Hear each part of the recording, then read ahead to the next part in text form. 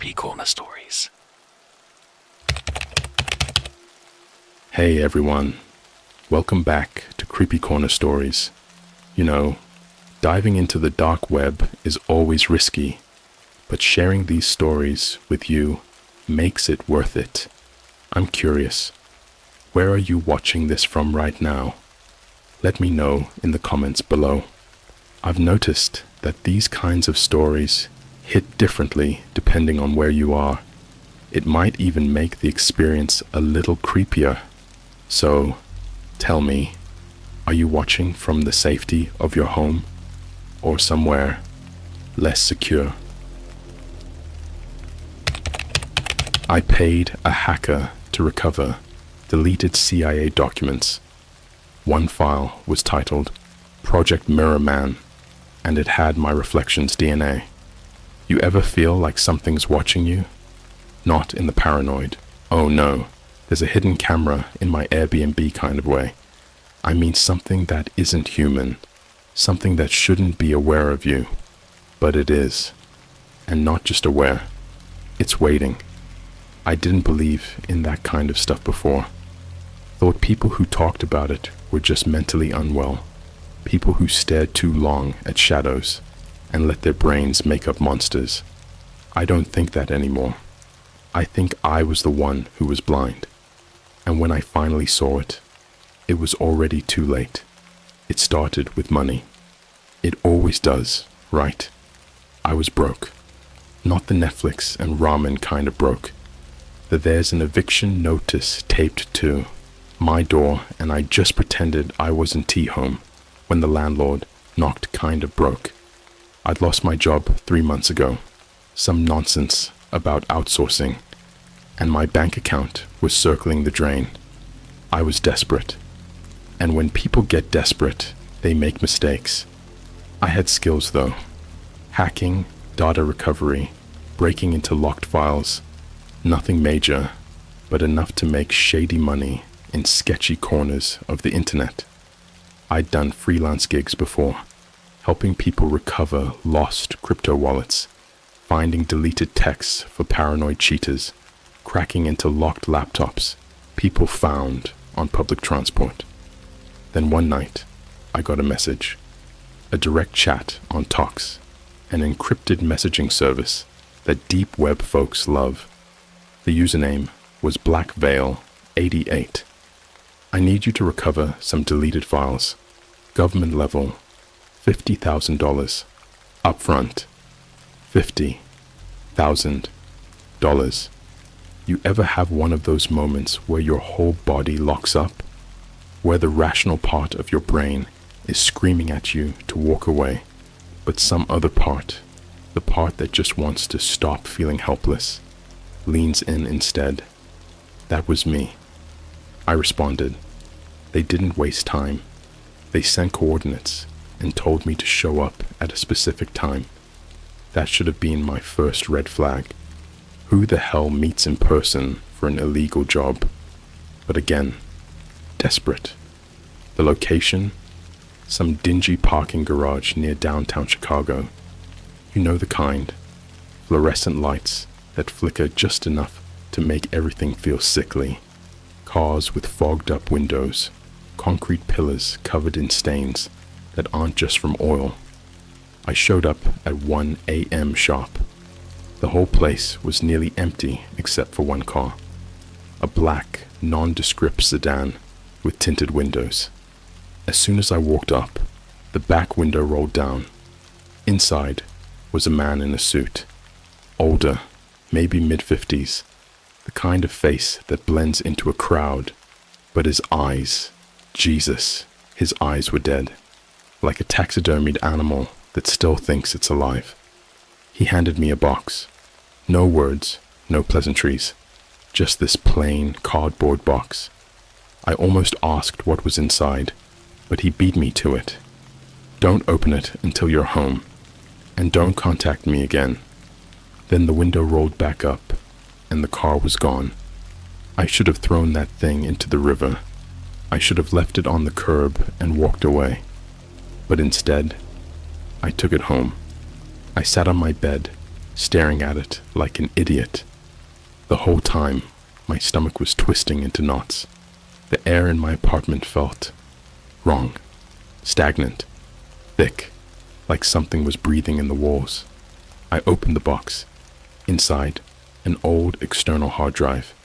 It looked ancient, one of those chunky silver metal ones from the early 2000s, covered in dust and scratches. But here's the weird part. The drive was cold. Not just it's been outside cold, not even fresh out of the freezer cold. It was wrongly cold, like my skin burned when I touched it. I plugged it into my system. The files were bizarre. A mess of corrupted data, folders labeled with random numbers, video files that wouldn't play. But one folder stood out. It was called Project Mirror Man. I clicked inside. There were hundreds of files. Most were text documents, some audio logs, a few video files that refused to open. But one thing caught my eye immediately. A document labeled Subject DNA 045. I hesitated. I don't know why, but something in me knew I shouldn't open it. Like some old primal instinct was telling me to stop. I ignored it. The document opened in Notepad. Just lines and lines of genetic sequences, the kind of stuff you see in medical studies. Then, buried at the bottom, match. 100%. Tyler Marshall. My name. My full name. I felt my whole body go stiff. I had never given them my name. My real name was nowhere in our conversations. So why the fuck was it here? I clicked out of the file. My hands were shaking. My apartment felt smaller, darker, suffocating. That's when my screen flickered. For half a second, so fast I almost convinced myself I imagined it. I saw something. My reflection. Not in my monitor. In my screen. It wasn't a webcam feed. It wasn't my camera turning on. It was inside my goddamn screen. And it was smiling. I pushed away from my desk so fast, I nearly fell over. My breathing was all over the place, heart jackhammering against my ribs. I reached out, shaking, to turn off my monitor. The second my fingers touched the button, the screen went black. And then, on that dark, lifeless screen, my reflection tilted its head and whispered, without moving its mouth, "I see you now." I don't remember the next few minutes. All I know is I ran. I grabbed the hard drive, my laptop, my keys, and I bolted. I didn't care where I was going. I just needed to get the hell out of my apartment. I ended up at a McDonald's, of all places. Some grimy 24-hour one near the highway, where the floors were sticky and the cashiers looked half dead. I sat in the corner, shaking, trying to convince myself I was imagining things. But then, my phone buzzed. A new email. No sender, no subject. Just a single message. Do not look at mirrors. Do not let it see you again. You are not alone anymore. The email deleted itself, and the moment it disappeared, I felt it. A weight behind me, a breath on my neck, the feeling of something standing right there. I didn't turn around. I didn't breathe. I just stared ahead at the reflection in the McDonald's window, and it stared back. Not me. It had my face, my body, my clothes, but it wasn't me, because its mouth was still moving, and mine was not. You ever look into a mirror for too long? I mean really look, not the casual, fix your hair kind of glance. I mean the kind where you just stare until something feels off, until you start wondering if the thing looking back at you is really you. I used to think that was just my brain playing tricks on me. Now, I know better, because when I saw my reflection moving on its own in that McDonald's window, I realized something. It wasn't a trick. It wasn't paranoia. It was watching me. I sat there, frozen in that sticky plastic seat, staring at the glass. The late-night highway outside was just a blur of red taillights and flickering street lamps, but none of that mattered. The only thing that mattered was the thing in the glass. It was me, but it wasn't. It had my face, my clothes, my hunched-over posture, my clenched jaw, my wide, terrified eyes. But then it did something impossible. It lifted its hand and pressed its fingers against the inside of the glass, like there was something between us, like it was trapped behind the reflection. I felt my whole body go cold. This wasn't just a weird optical illusion. This wasn't some warped, double-paned glass playing tricks on me. I could see its breath, the faintest condensation forming on the window as it exhaled. I could see its pupils dilate, like a real, living thing. And then, it spoke. No sound, no lip movement, just a voice in my head. A voice that was mine, but warped, stretched, like something had spent years practicing how to sound human and still hadn't gotten it right. "Let me out!" I snapped my head away so fast my neck cracked. My breath was ragged, my whole body locked in place. I refused to look back at the glass, but I could still feel it. I could still feel its eyes on me. Then, something even worse happened. My phone vibrated. I pulled it out with trembling hands. AirDrop request. The sender's name. Tyler's iPhone. My stomach twisted into knots. That wasn't me. I wasn't sending myself anything. I hovered my thumb over decline. But curiosity, it's a disease, man. And I was already infected. I hit accept. A single image appeared. It was a photo of me, but not sitting in McDonald's, not hunched over my phone. It was me, standing in my apartment, taken from inside my mirror. I ran. I don't even remember leaving the restaurant. I just remember the feeling of my legs burning, the night air cutting into my skin, my lungs screaming as I sprinted down the sidewalk like a lunatic. I didn't go home. I couldn't. Whatever this was, it had been inside my apartment. It had seen me. I needed answers, and there was only one place I could think to go. The hacker. I don't know if you've ever met a real hacker before. Not the Hollywood, trench coat wearing, Mountain Dew chugging stereotype. I mean the kind of people who live in the internet. The ones who barely exist in the real world, who have entire aliases, burner phones, and servers hidden in places you don't ask about. I knew one. Jack. I hadn't seen him in 2 years. Last I heard, he had gone completely off-grid after some incident with an FBI honeypot site, but I still had a way to reach him. A private forum buried deep in an invite-only darknet server. I logged in from a public library computer at 3 a.m. using a VPN, a bootable OS, and an anonymous proxy chain long enough to make my own head hurt. I posted a simple message in our old thread. "Jack, it's me. I fucked up. I need help." 5 minutes later, I got a response. "Chicago, right? Abandoned gas station on 14th and Grove. 20 minutes. Come alone." I stared at the screen. My mouth was dry. Jack was watching me, but I didn't have time to be scared. I had bigger problems. I shut down the system, wiped my presence, and ran. The tape. The gas station was a corpse of a building. The windows were shattered, the walls covered in layers of graffiti, and old posters peeling in the wind. The only light was a flickering neon sign hanging from a single rusted chain. Jack was already there. He looked worse than I remembered.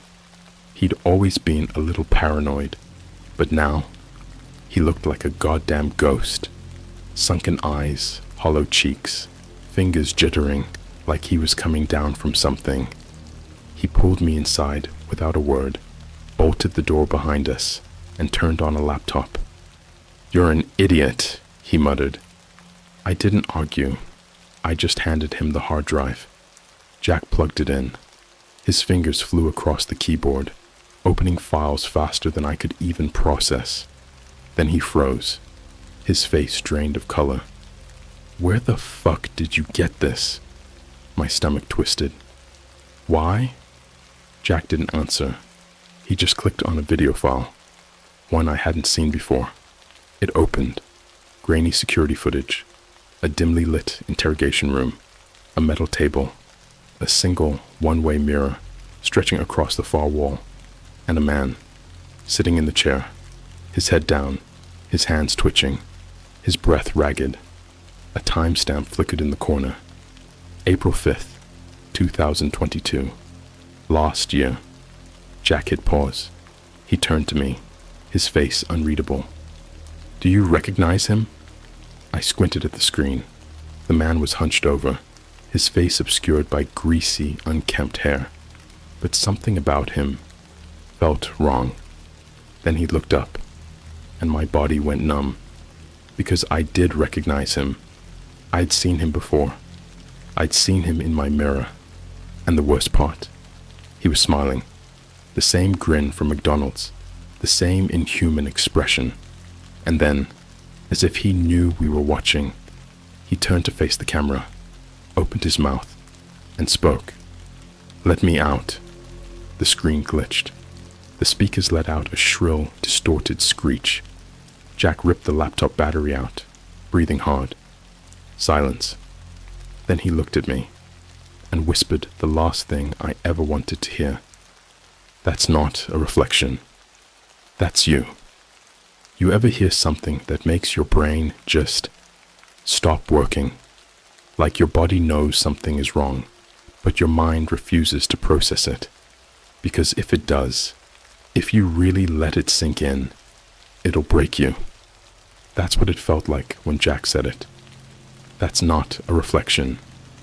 That's you." I just sat there, my mouth dry, my whole body numb. The laptop screen was dead now. Jack had torn the battery out, but I could still see it. That grainy, flickering footage. The man in the chair. The man who looked exactly like me, but wasn't. And the worst part, he was still smiling. Jack moved first. He grabbed a pack of cigarettes from his jacket, lit one with shaking hands, and took a long drag before looking at me. "Start talking," he said. And I did. I told him everything. The job offer, the dead-eyed man in the parking garage, the cold hard drive, the DNA file with my name, the thing in the McDonald's window, the fucking airdrop photo from inside my apartment. Jack listened without saying a word, just smoking, thinking. When I was done, he reached into his backpack and pulled out a flask. I half expected him to offer me some. He didn't. Instead, he just took a long sip, then muttered, "I should have fucking left the country." I blinked. "What?" Jack sighed, rubbing his face, like he was trying to wake himself up from a nightmare. "You ever hear of Project Doppelganger?" I shook my head. "Of course you haven't," he scoffed. "Because it doesn't exist. Officially." He flicked his cigarette to the ground and crushed it under his boot. "Unofficially, it was some next-level black-budget nightmare shit. A CIA program from the early 2000s, the kind of thing that makes MK Ultra look like a science fair project." I swallowed hard. Jack continued, "Look, I don't know everything, but from what I've found over the years, the government was working on something about mirrors, not just reflections, but copies." I shook my head. "Copies?" Jack's jaw tensed. "Not copies, exactly. Replacements." A chill ran down my spine. Jack exhaled sharply. "You ever hear those old folklore stories? How mirrors aren't just glass, but portals. How if you look into one long enough, you start seeing things that aren't really there. Ever heard of Bloody Mary? The black-eyed children, shadow people that mimic human behavior. I nodded slowly. Jack leaned in, lowering his voice. What if I told you those weren't just stories? What if the government found something real, and decided to use it? The room felt too small, the walls too close. Jack glanced at the laptop, like he expected it to start playing the video again by itself. I don't know how deep it goes. I don't know what they were doing exactly, but I do know this. They were creating something that could replace people. I felt like I couldn't breathe. Jack looked me dead in the eyes. You ever hear about people going missing, then suddenly coming back, different? You ever see someone swear their loved one isn't really them anymore? I nodded again, my stomach twisting. Jack's voice dropped to a whisper. That's Mirror Man. The tape Jack started typing again, digging deeper into the hard drive.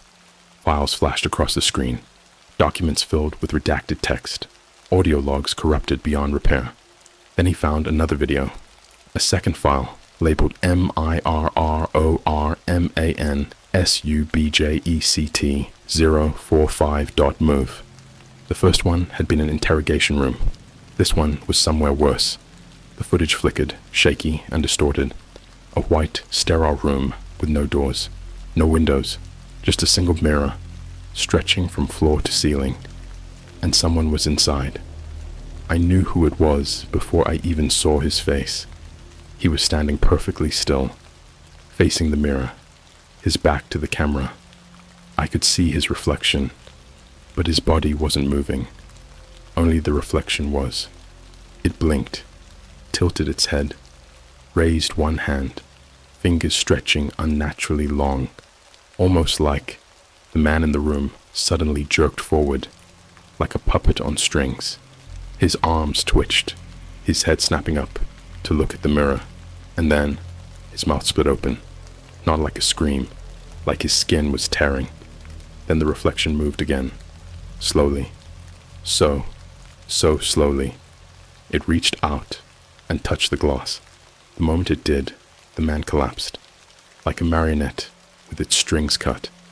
A sharp, high-pitched noise blasted through the speakers, like metal scraping against metal.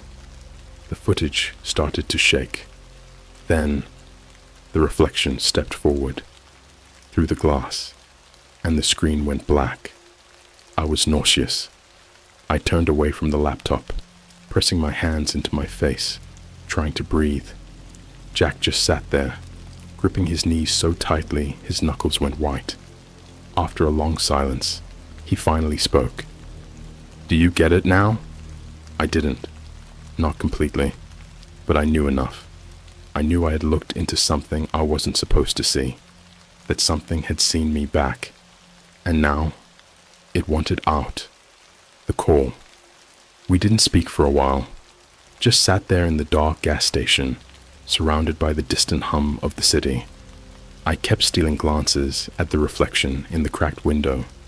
It was fine. It was normal. But I didn't trust it. Then my phone rang. I almost didn't answer. My hands were slick with sweat, my heart hammering in my chest. But something told me I needed to. I brought it to my ear. "Hello?" Silence. Then a whisper. "Tyler." My own voice. My whole body went rigid. "Who is this?" I croaked. The line crackled. Then the voice, my voice, spoke again. "You shouldn't have looked." A pause. Then, almost playfully, "But it's okay now, because now I can see you too." Click. I threw the phone across the room. It shattered against the wall. Jack was already on his feet, grabbing his backpack, shoving the laptop inside. "We need to go," he muttered. I swallowed. "Go where?" Jack turned to me, and in the dim, flickering gas station light, he looked, terrified. "Anywhere with no mirrors." The second the lights died, the air in that gas station changed. It went wrong. Not just dark, not just silent. Dead. You ever been somewhere so empty, so hollow, that you could feel the absence of life? like the world had taken a deep breath and just never let it out. That's what it felt like. Jack muttered a curse under his breath, his laptop bag clutched to his chest, his eyes darting toward the only light left, the reflection in the shattered gas station window. And that's when we saw it. Not a person, not a shadow, something else. It was standing just outside the window. Tall. Wrong. Its limbs stretched just a little too long, its head tilted at an unnatural angle. And its face, Jesus Christ, its face. It looked exactly like me, but distorted, like something had worn my skin for too long, and it had started to sag, started to melt.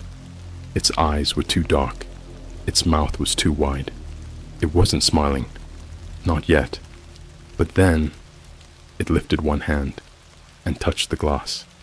Jack moved first. He grabbed my arm, yanking me away from the window as the thing outside pressed its hand harder against the glass. The surface rippled like water, like whatever barrier was between me and it was thinning by the second. Run! Jack's voice was barely above a whisper, but I didn't need to be told twice. We bolted the motel. I don't remember how we got to the motel. 1 second, we were sprinting through the streets. The next, we were inside a filthy, roach-infested room, the only light coming from a dim, flickering lamp in the corner. Jack shoved a chair under the doorknob, then moved to the tiny, cracked bathroom mirror and threw a blanket over it. No mirrors, he muttered. No reflections. None. I sat on the bed, shaking. I didn't even realize my hands were clenched into fists so tight my nails had drawn blood. Jack paced back and forth, muttering to himself, running a hand through his hair. We need to go dark, he said finally. Right fucking now. No phones, no internet, no cameras, nothing. I nodded, even though my mind was still spiraling. Because here's the thing. In that gas station, when I saw it, it hadn't just looked like me. It had moved like me. The way it tilted its head, the way it lifted its hand, like it had been watching me, studying me, and now it was becoming me. The knock. We stayed in that motel room for 2 days. 2 days of silence. 2 days of barely sleeping, barely speaking, barely even breathing. Jack tried to dig into the hard drive again, but something was wrong with it now. The files were different, changing, like something inside it was alive. But then, on the third night, there was a knock at the door. 3 slow, deliberate knocks. Jack and I froze. No one should have known we were here. No one. The knock came again. Jack motioned for me to stay quiet. He pulled a gun from his bag, an old, scratched-up Glock, and moved toward the door. His footsteps were silent. He pressed his ear against the wood, holding up 3 fingers. 1, 2, 3. Then, a voice from the other side of the door. My voice. Tyler. I felt my stomach drop. Jack went stiff. His grip on the gun tightened. Tyler, it's me. Let me in. My heart was pounding. The voice was too perfect. Not a recording. Not distorted. Identical. I shook my head, mouthing, "Don't." Jack didn't move. But then, a shadow slipped under the door. Not footsteps. A shadow. And it was moving, crawling toward me. Jack fired. The gunshot shattered the silence. The shadow jerked, recoiling like it had been burned. And then, it laughed. Laughed. A dry, hollow, warped sound, like someone trying to mimic laughter, but getting all the wrong parts. Jack grabbed me. We're leaving. Now. I didn't argue. We grabbed our bags and ran. And behind us, as we sprinted down the hallway, the voice called out one last time. You're only making this harder for yourself, Tyler. The mirror room. Jack drove. Fast. Too fast. We ended up on some abandoned road outside the city. Nothing but trees and empty fields on either side. That's when he told me the truth. "There's a place," he said, "an old facility. I think it's where this started. If we find it, maybe we can find a way to stop it."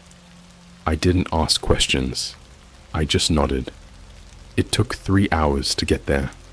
The building was deep in the woods, an old government research site that had been shut down decades ago. The windows were smashed, the walls covered in graffiti, and inside, nothing but mirrors. Every room, every hallway, mirrors. Some cracked, some shattered, some so clean they looked like they'd been polished yesterday. And I swear to God, some of them were breathing the truth. The deeper we went, the worse it got. The air felt thick, heavy, like something was waiting. Then we found it, the main laboratory, and inside, a mirror, massive, floor to ceiling, and in the glass, not a reflection, a room, on the other side. It looked identical to ours, but there was someone inside it, standing there, staring at us. A man. Number, not a man. "Mister." He was grinning. Slowly, he raised a hand and tapped the glass. The mirror rippled, and then he stepped forward, not through the mirror, out of it, into our world. Jack screamed, pulled his gun, fired, but the bullets did nothing. The thing just laughed. It looked at me. Finally.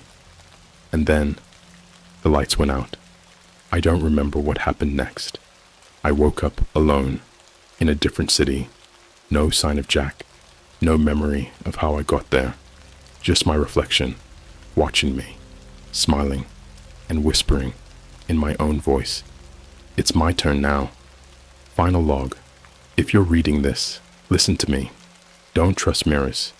If your reflection moves when you don't, run. And if you ever see yourself standing outside your door, doctor, not let it in, because it's not you. It never was. I don't know how long I was out. I don't know who found me, where I had been, or what happened in those lost hours. I only remember waking up, alone. The room. It was a motel. Not the same one Jack and I had hidden in. This one was different. Newer, but wrong. Like someone had tried to make it look normal, but missed some of the finer details. The walls were too clean. The bed was untouched. And the air, it smelled like nothing. No old cigarette smoke. No mildew. Just emptiness. My clothes were still damp from sweat. My hands were still raw from running. But my phone, gone. My wallet, gone. And worst of all, Jack was gone. I sat up, my pulse hammering. My head felt wrong, like a weight was pressing down on me, like my thoughts weren't fully my own. And then I noticed something. The room had no mirrors, not in the bathroom, not on the closet door, not even the reflection of the TV screen. It was like whoever put me here knew, and that terrified me, because it meant someone had done this on purpose. Someone had put me here, and they didn't want me to see myself. The call. I don't know how long I sat there, staring at the walls, listening, waiting. Eventually, the landline on the nightstand rang, a sharp, mechanical sound that made my skin crawl. I reached for it with shaking hands and pressed it to my ear. Silence. Then, a voice. Faint. Distant. Like it was speaking through layers of static. "Tyler." I froze. I knew that voice. It was Jack, but it sounded wrong. Slower. Hollow. Like something wearing his voice. "Jack?" I whispered. The static shifted. Then, "He's already in." The line went dead, and the room's only light flickered. The thing in the hallway. I didn't wait. I ran. I yanked open the door and stumbled into the hallway, my breath sharp, my vision tunneling. And then I stopped, because I saw it, at the far end of the hall, standing perfectly still, tall, silent, wrong. It was me, not a reflection, not an illusion. Mister, and it was smiling. My breath hitched. My stomach twisted. The thing lifted its hand. Slowly. So slowly. And waved. Not just any wave. The exact way I used to wave when I was a kid. 3 fingers, a little flick of the wrist. A habit I hadn't done in years. My own memory staring back at me. That's when I knew. It wasn't just copying me. It wasn't just mimicking me. It was becoming me. The chase I turned and ran, barefoot, down the hallway, past rooms that all looked the same. Identical doors, identical numbers, no windows, no exit signs. And behind me, the sound of footsteps, not running, just walking, slow, steady, like it knew I had nowhere to go. I reached a stairwell, shoved through the door, and sprinted down, 2 steps at a time, nearly tripping, my breath ragged. The walls felt closer. The air was thick. I made it to the lobby, but there was no exit, no front desk, no doors, just mirrors, everywhere, covering the walls, and in every single one, I was standing there, smiling, hundreds of me, all smiling, and then, as one, they stepped forward, through the glass, the other me. I don't remember screaming. I know I did, but all I remember is the hands, cold fingers closing around my arms, my throat, dragging me into the glass.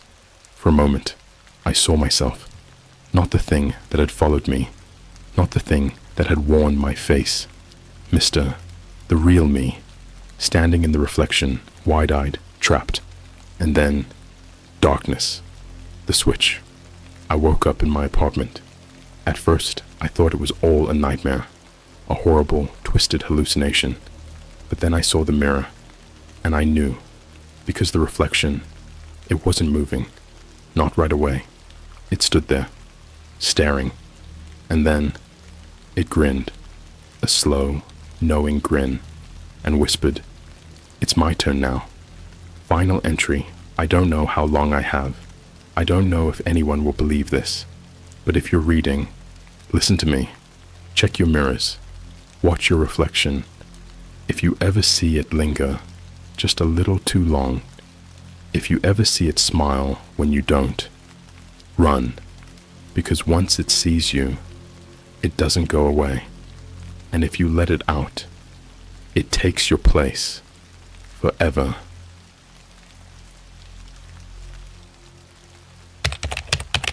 I found a dark web service that sells perfect human clones. The review said, "Make sure you kill the original first."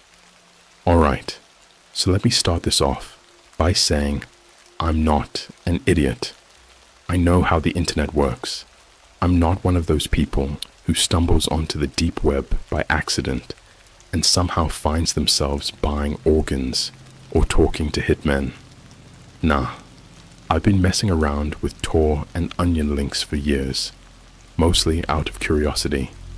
I've seen my fair share of sketchy marketplaces, creepy live streams, and weird coded messages that probably weren't meant for me to see.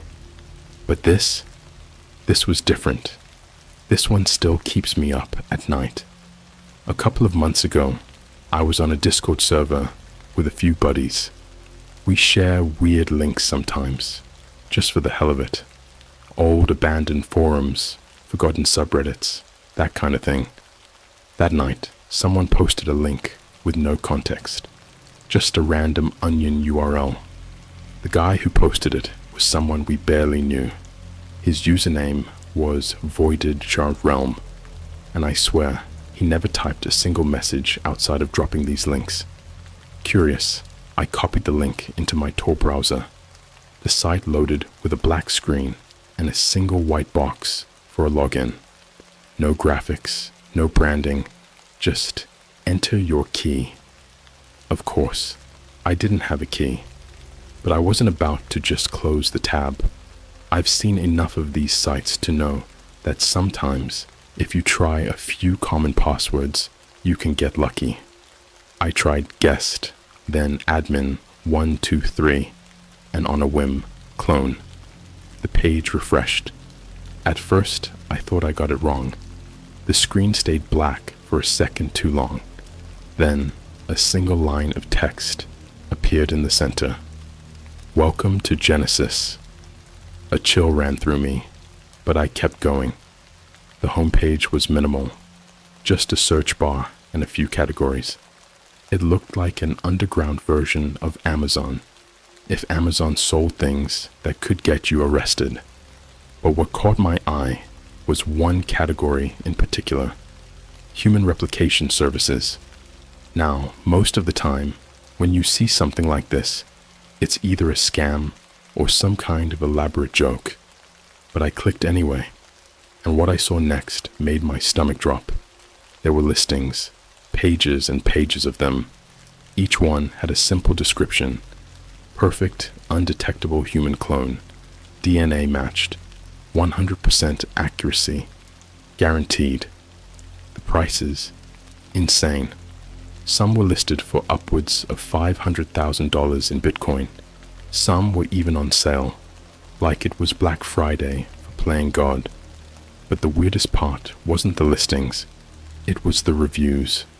Most of them looked normal at first. Flawless service. My clone was delivered in under a week. No issues. Highly recommend. Just make sure you dispose of the original properly. Wait, I read that last one again. Dispose of the original properly. I kept scrolling. Clone is a perfect match. No one noticed the switch. Just be careful. If the original finds out before you're done, things get messy. The pain was quick. Didn't suffer much.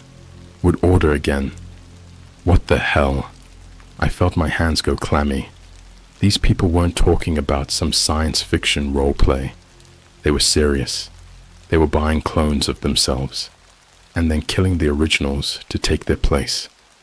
At that point, I should have closed the tab. I should have wiped my history and pretended I never saw it.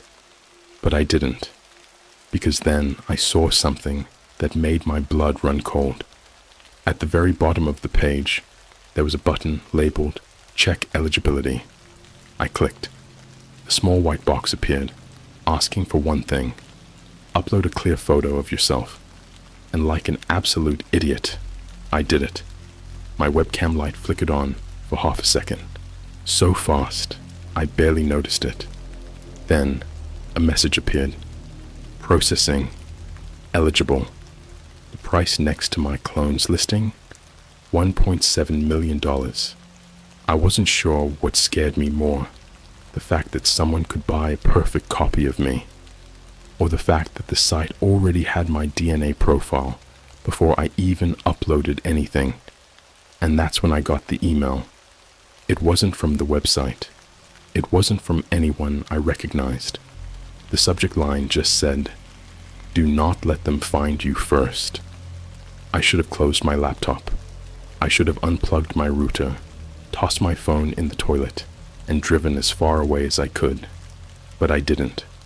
I just sat there, staring at the email, my heart pounding so hard I could hear it in my ears.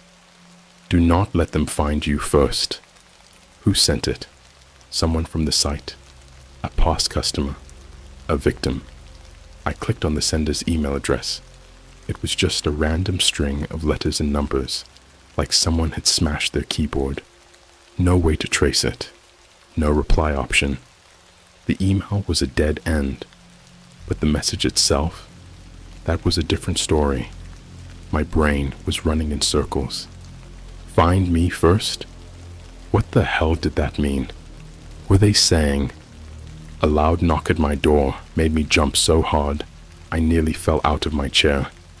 It was 2:37 a.m. No one knocks on your door at 2:37 a.m. unless something is seriously wrong. I froze. Every single horror movie I've ever seen played in my head at once.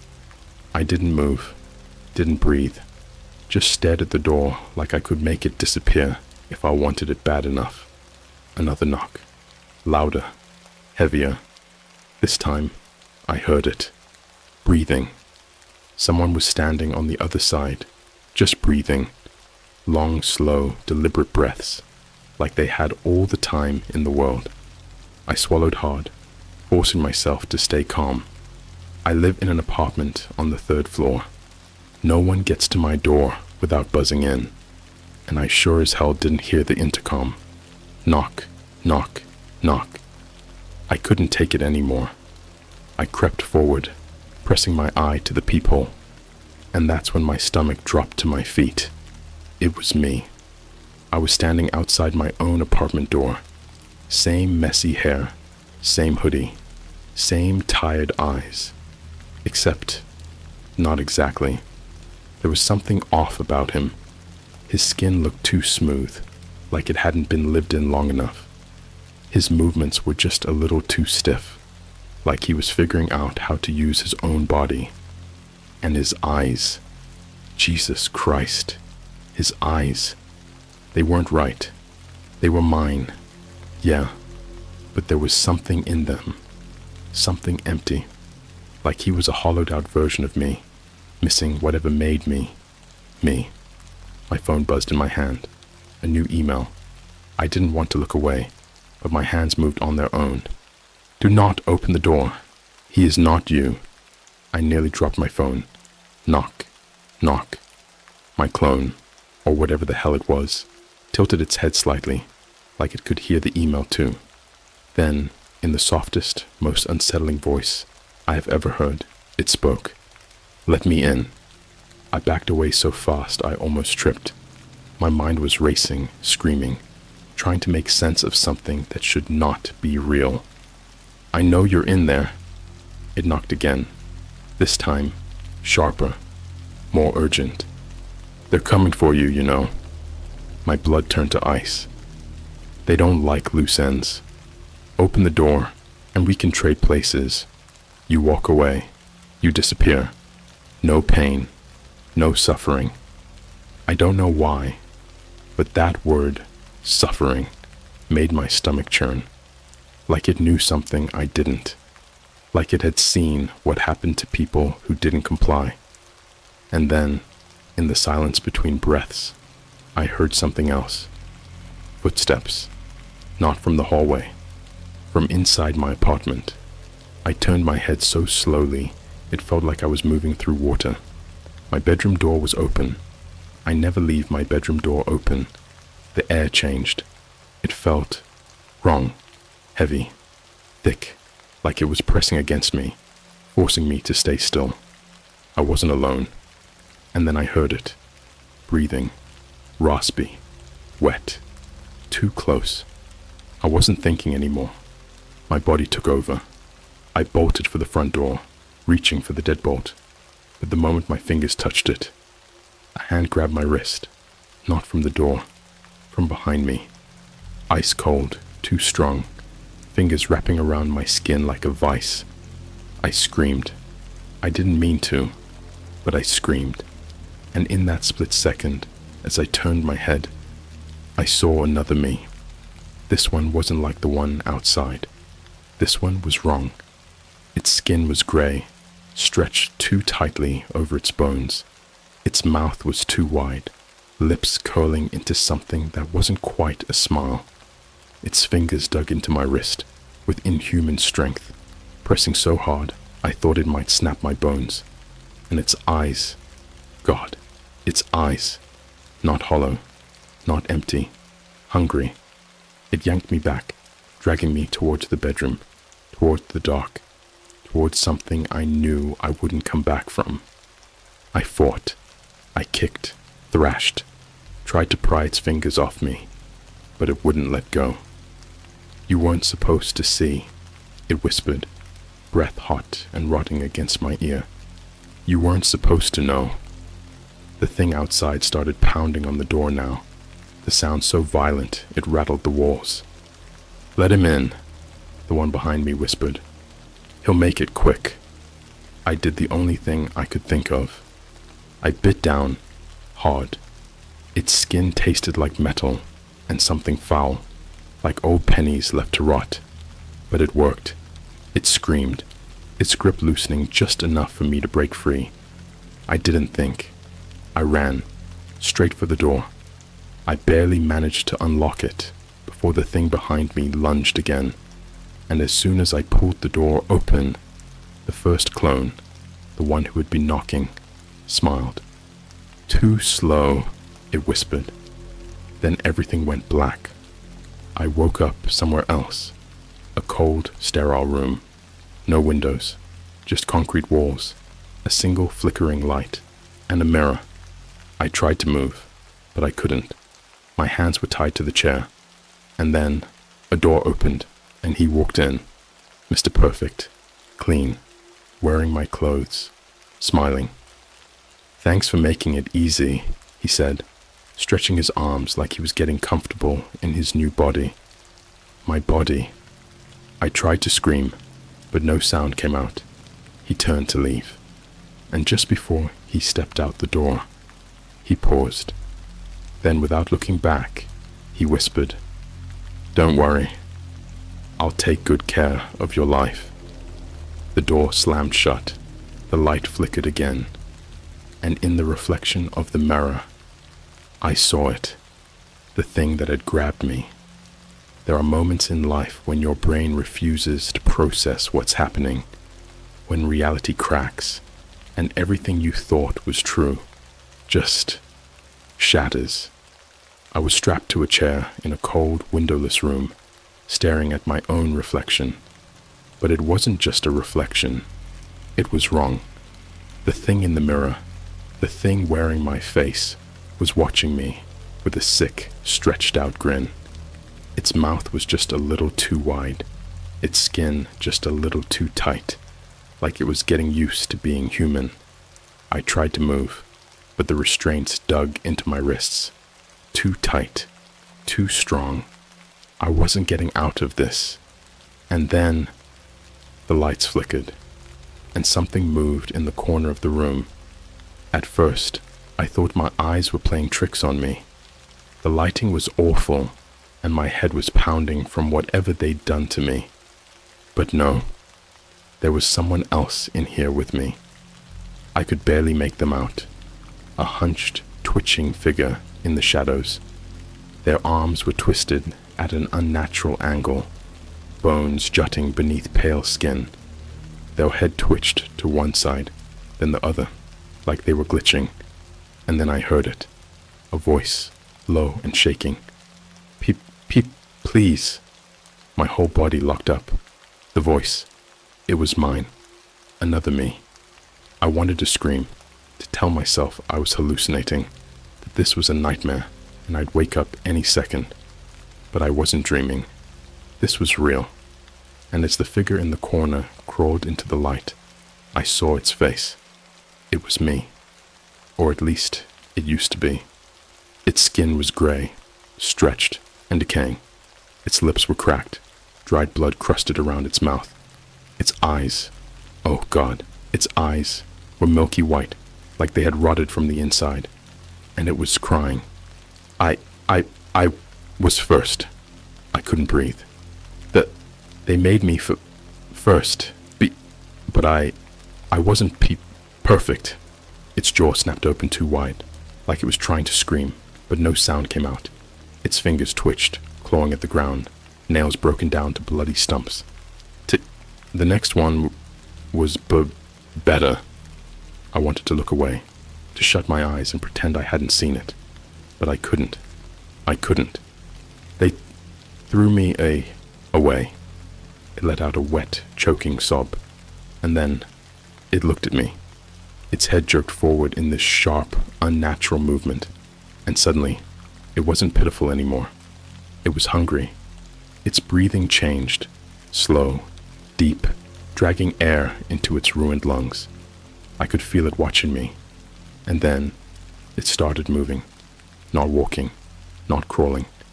It twitched toward me in bursts, 1 second still, the next, closer, a horrible, jerking motion that made my stomach turn. You are the new one. I started struggling against the restraints, yanking at them so hard my wrists started to bleed. I can smell it. It let out a long, rattling breath. They won't throw you away. It was so close now. And then, a door slammed open. I barely had time to react before something rushed past me. It happened too fast to process. 1 second, the thing was inches from my face, and the next, a pair of hands grabbed its head, and with a sickening, wet crack, they twisted. The thing let out a choking, guttural noise as its neck snapped to the side at an impossible angle. Its body twitched violently, arms flailing like a puppet with cut strings. Then, it stopped. A second of pure, unbearable silence. Then, the hands let go. The broken clone collapsed to the floor, its head lolling loosely to the side. That same rotting face, frozen in a look of eternal suffering. My breath caught in my throat. And then, I looked up. At the thing that had just saved me. It was another clone. But this one was different. It was clean. Perfect. It looked just like me. No decay, no rot, no broken body. But its eyes, they were void. No emotion, no humanity. It looked at me like I was an object, like I was meat.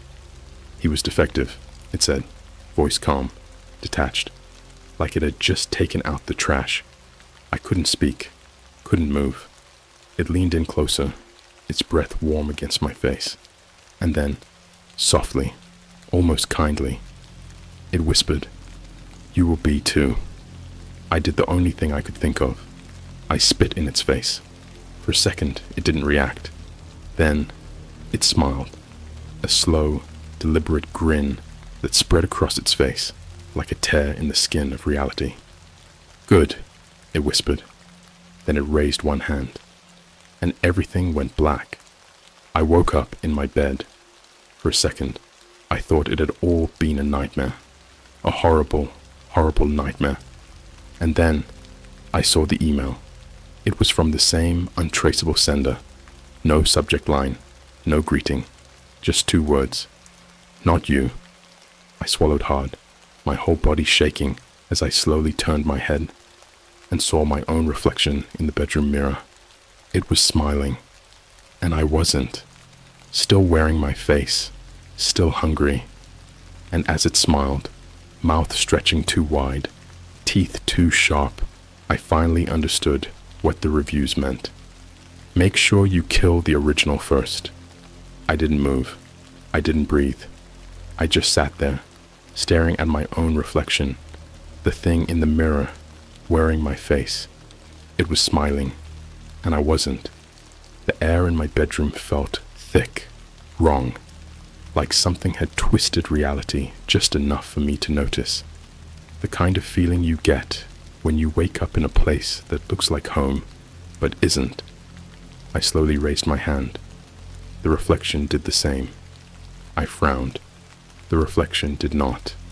My stomach dropped.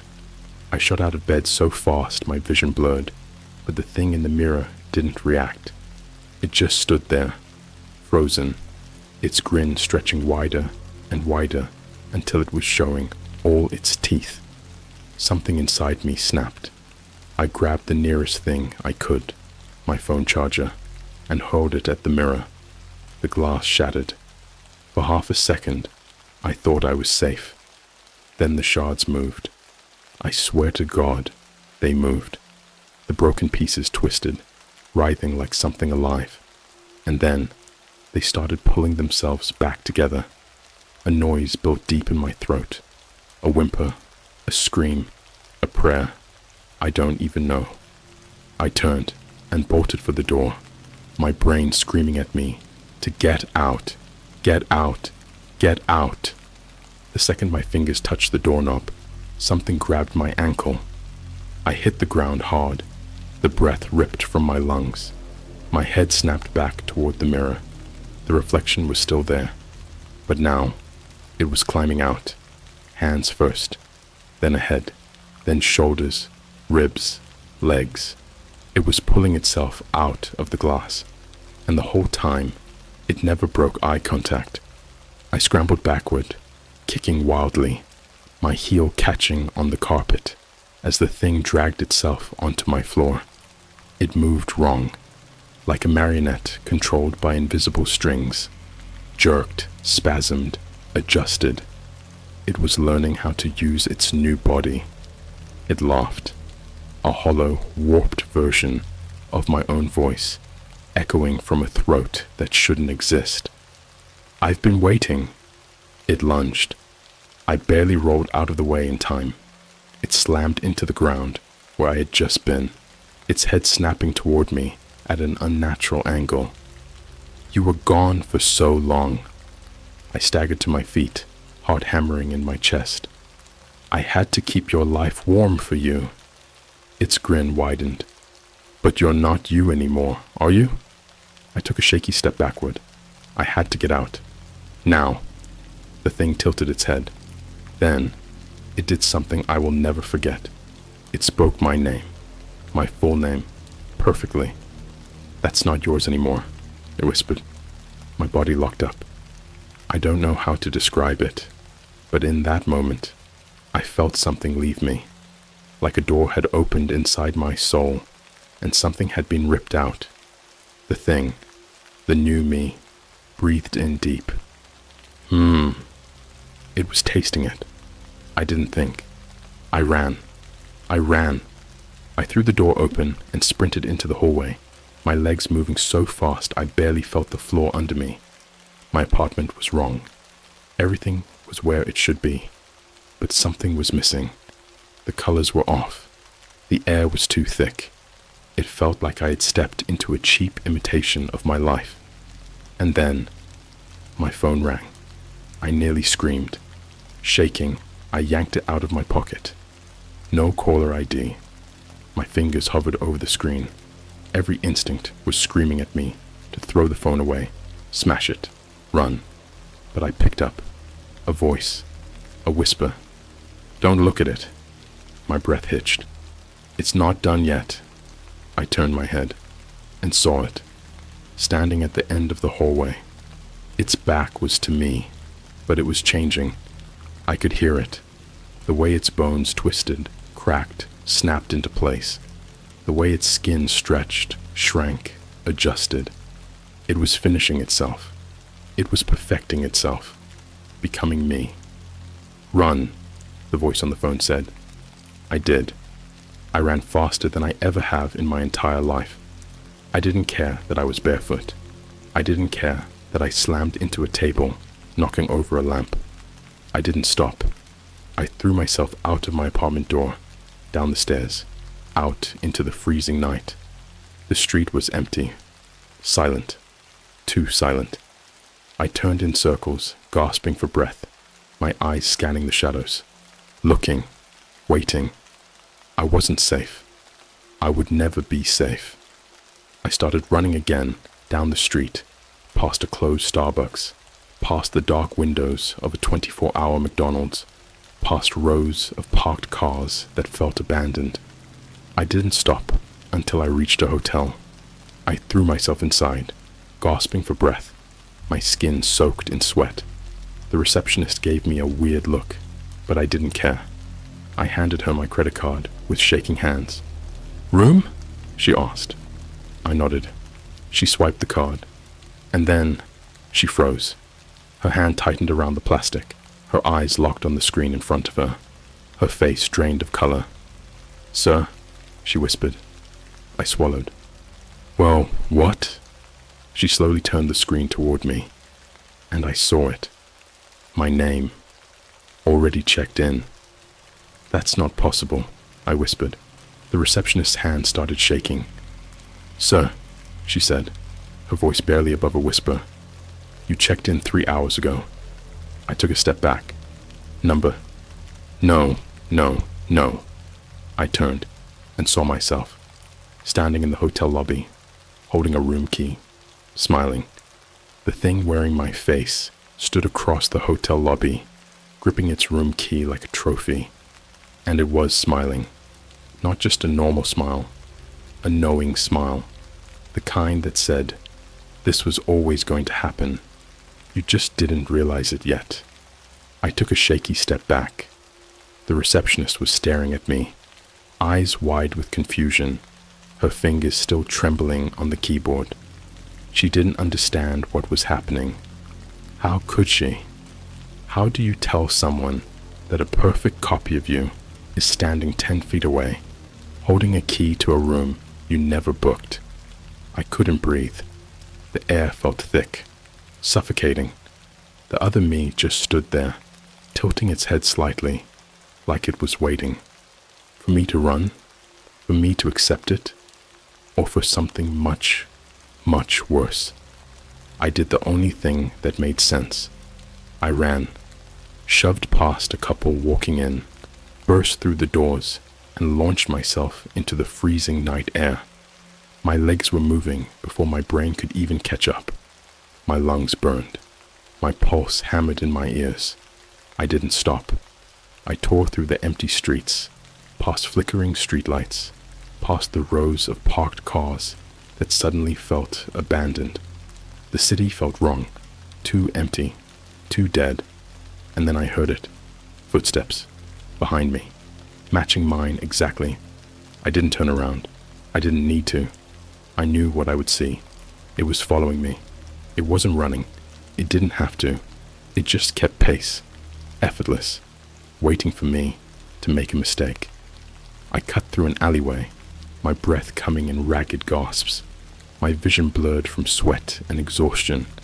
My brain screamed at me to stop, to hide, to... A hand grabbed my shoulder.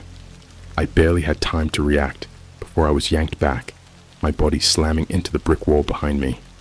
My vision exploded in white-hot pain. And then I saw him, the real him, not just a copy, the perfected version. His eyes weren't just hollow anymore. They were alive. Alive with something old, something inhuman. "You're making this difficult," he said, his voice calm. So calm. He wasn't out of breath. He wasn't struggling. He was waiting. I tried to fight, but his grip tightened. It was like being held by iron. Like this thing wasn't just me anymore. It was more. "You don't get it, do you?" he whispered. His nails dug into my skin. I could feel them breaking through, pushing deeper. "This isn't about replacing you." I struggled, my head swimming from lack of oxygen. "You were never supposed to leave that room." He leaned in closer, so close I could feel his breath on my face. "You are the defective one." The world tilted. Everything cracked open. No, that wasn't possible. I wasn't the copy. I wasn't. Right? My mind raced back. The blackouts. The missing time. The way people looked at me, like I wasn't quite right. The hotel. I checked in 3 hours ago. The receptionist knew me. The clone didn't appear in my life. I appeared in his. My stomach lurched. My arms went weak. No. Number one wasn't a copy. I wasn't. I let out a scream, pure rage, pure defiance, and slammed my forehead into his. The impact sent him staggering backward, and in that split second, I ran. Not back toward the hotel, not back toward anything familiar. I ran toward the edge of the city. I don't know how long I ran.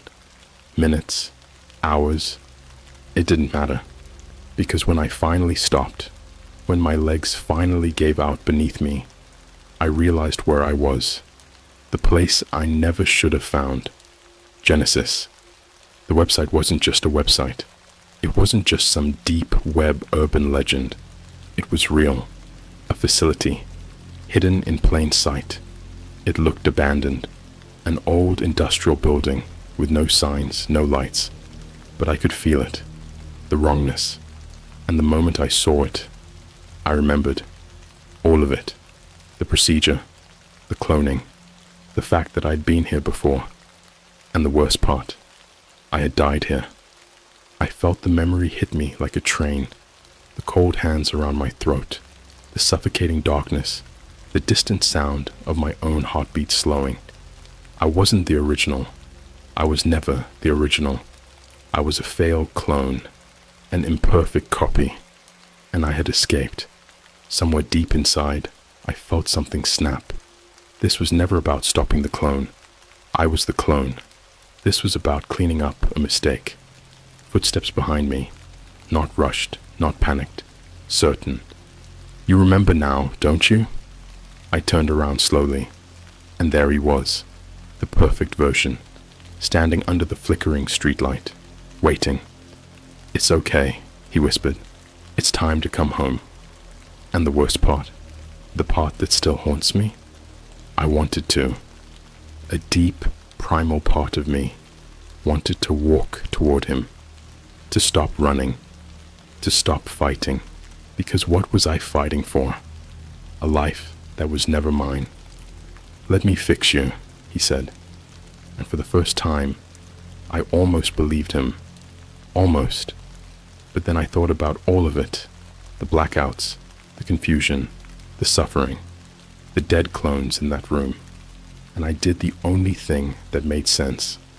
I turned and ran into Genesis, into the place where I was born, and behind me, he followed. The door slammed shut, and the lights flickered out. Nobody ever found me, not the real me.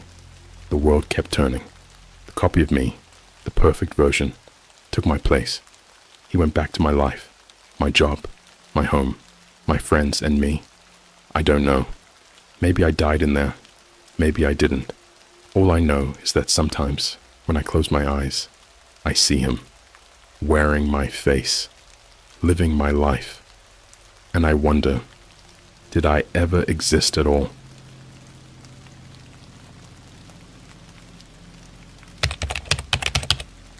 I paid a dark web scientist to analyze my DNA. His last message was, "You were never meant to be found." All right, before I start, let me just say, I know I messed up. You don't need to tell me. I should have never gone on the deep web. I should have never sent my DNA to some random dude who called himself Dr. Holland. And I definitely should have ignored his last message instead of doing what I did next. But I didn't. And now I can't sleep. Because if what he told me is true, then I was never supposed to exist. Let me back up. I'm just a normal dude. Mid-20s, work a boring IT job, live in a city where the rent is way too high for the amount of weird shit that happens here. You ever walk past a 24-hour McDonald's at 3 a.m. and see some guy staring at you from inside his car? Not eating, not moving, just watching? Yeah, that kind of city. A few months ago, I got really into genealogy. You know, those ancestry DNA kits. 23andMe, Ancestry.com, all that. My family's history is, let's just say, incomplete. I never knew my dad, and my mum's side was weirdly secretive about our origins. I figured, why not spit in a tube and find out where I'm from? So I did. Results came back off. Not in a haha, you're actually 5% Irish way, but in a your DNA does not match any known human population's way. I got an email from the company saying my test was inconclusive and that they'd refund me because of a processing error. Processing error, my ass. I saw the raw data before they pulled it. I had genetic markers that didn't make sense. Some were labeled with asterisks. Others weren't in their database at all. I posted about it on Reddit, hoping some science nerd would explain it. But all I got were jokes and tinfoil hat conspiracy theories. That's when I got a DM from someone named Ulysses987. Your DNA isn't normal. I know someone who can help. He works privately, but it's not cheap. Attached was a .onion link, the dark web. Now, let me be clear. I don't normally mess with that shit. I watch those YouTube videos about people buying mystery boxes and getting haunted dolls and bloody clothes. I know what happens when you go poking around in places you don't belong. But curiosity got me. The site was bare bones. Just a black screen with white text that read, Holland Biotech, genetic analysis and consultation. No prices, no contact info. just a single field that said, "Enter query." I typed, got DNA results back. They were inconclusive. Need help figuring out what it means.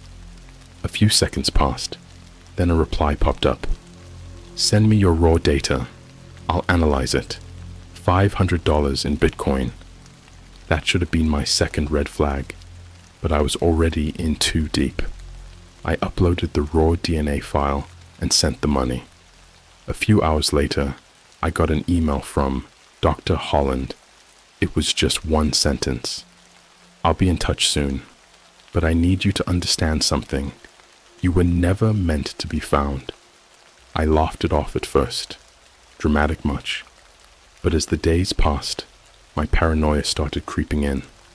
I'd see the same black SUV parked outside my apartment at night. My internet would cut out at weird times. Someone started knocking on my door at exactly 3:13 a.m., but when I checked, there was never anyone there. Then, Dr. Holland sent his final message. "I'm sorry. I should have never looked. They know now. They're coming for you." And then he disappeared. Website? Gone. His email? Deleted. Ulysses 987. Account banned. I tried to tell myself it was all a scam, that I was just being paranoid, until I came home one night and saw my apartment door slightly open, and the DNA kit I originally sent to 23 and me. It was sitting on my kitchen table, but the vial was missing. The second I saw my apartment door cracked open, my stomach dropped. I live alone. I didn't forget to lock it. I stood in the hallway for what felt like forever, just listening. No sounds, no movement, just the hum of the shitty fluorescent lights buzzing overhead. I should have called the cops, but I didn't. Instead, I did the dumbest possible thing. I stepped inside. The air was wrong. You ever walk into a room and immediately feel like you just missed something? Like someone was there seconds ago? That was the vibe. The lights were still off, but the glow from my computer monitor bathed the room in cold blue light. The moment I saw the kitchen table, my breath caught in my throat. That goddamn DNA kit. I mailed it out weeks ago. I watched the UPS guy scan it. Yet here it was, the box slightly crushed, like someone had grabbed it too hard. But the vial, the one that had my spit, my cells, my genetic code, was gone. That's when I saw the laptop screen. Someone had opened a notepad file. The text was short. "We tried to erase you. Why are you still here?" Every hair on my body stood up. I wasn't alone. I turned, expecting, I don't know what. Some masked freak standing behind me, a gloved hand swinging a knife. But the apartment was empty. No signs of forced entry. Just me and that impossible message. I slammed the laptop shut, grabbed my keys, and bolted. I drove for hours, aimlessly weaving through the city, hands shaking against the wheel. Every time I stopped at a red light, I checked my mirrors, expecting to see that black SUV again, but I never did. At around 2 a.m., I ended up at an all-night Starbucks in Midtown. I sat in the corner, nursing a burnt coffee, trying to convince myself I wasn't losing my mind. That's when I got a text from Dr. Holland, the same guy who had deleted everything. "You need to leave the city." Now I stared at the message, my fingers numb. "Who are you? What do you know?" 3 dots popped up, then stopped, started again. Then a final message appeared. "There are things older than us, things that watch. You were an error that was meant to be corrected, but something stopped it. Something is keeping you here." I was about to reply when I heard a voice right next to me. Low, raspy, like someone who had smoked for 40 years. "You shouldn't be here." I flinched so hard I nearly spilled my coffee. The guy sitting across from me wasn't there a second ago. I swear to God, I looked around the place when I came in. No one was at that table. But here he was, pale, gaunt, hair slicked back, eyes too wide, like he never blinked. He was wearing a black suit, the kind of thing you'd wear to a funeral. His lips curled into the faintest trace of a smile. Who the hell are you? My voice cracked like I was a little kid again. He ignored the question. You're making it worse, he said, tilting his head like I was some interesting puzzle. You should have taken the first warning. I shut up so fast, my chair scraped against the tile. People glanced over, but nobody really looked. Nobody cared. It was like they couldn't even see him. Stay away from me, I muttered. I turned, gripping my phone, and rushed out the door. I barely made it 10 steps before I heard footsteps behind me. Slow, measured, not trying to catch up, just letting me know he was there. I whipped around. Nothing. The sidewalk was empty, just the dim glow of streetlights stretching down the block.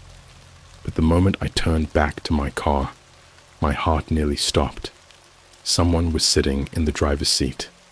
Not the pale man from Starbucks. Mister, I know how this sounds. I know how crazy it is. But I swear on everything I own, I saw myself sitting in the car. Same hoodie, same messy hair, same tired eyes. Except, it wasn't me. Because when I turned to look at me, I saw something in its eyes that I know I've never had. Pure, black, hunger. I ran. I don't even remember where I ran to. I just know I ran until my legs gave out, collapsing against some alley wall, my breath burning in my throat. My phone buzzed again. Dr. Holland. I hesitated before opening it. Do not interact with it. Do not speak to it. Do not acknowledge that it exists. It is not you. It is a placeholder, and it is waiting for permission to take your place. I wanted to throw up. How do I stop this? No response. That's when I noticed something. Across the street, standing beneath the flickering glow of a busted streetlight. Myself. Just standing there, watching. And then, slowly, horribly, it smiled. The kind of smile you never want to see on your own face. And it raised a single hand and waved. I didn't move. I didn't breathe. I just stood there, locked in place, staring at it. At me. It wasn't just the fact that it looked identical to me.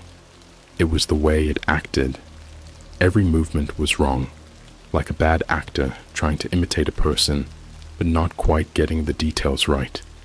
The way it tilted its head, the way its smile stretched just a little too far, the way its fingers twitched at random, like a glitch in a video game.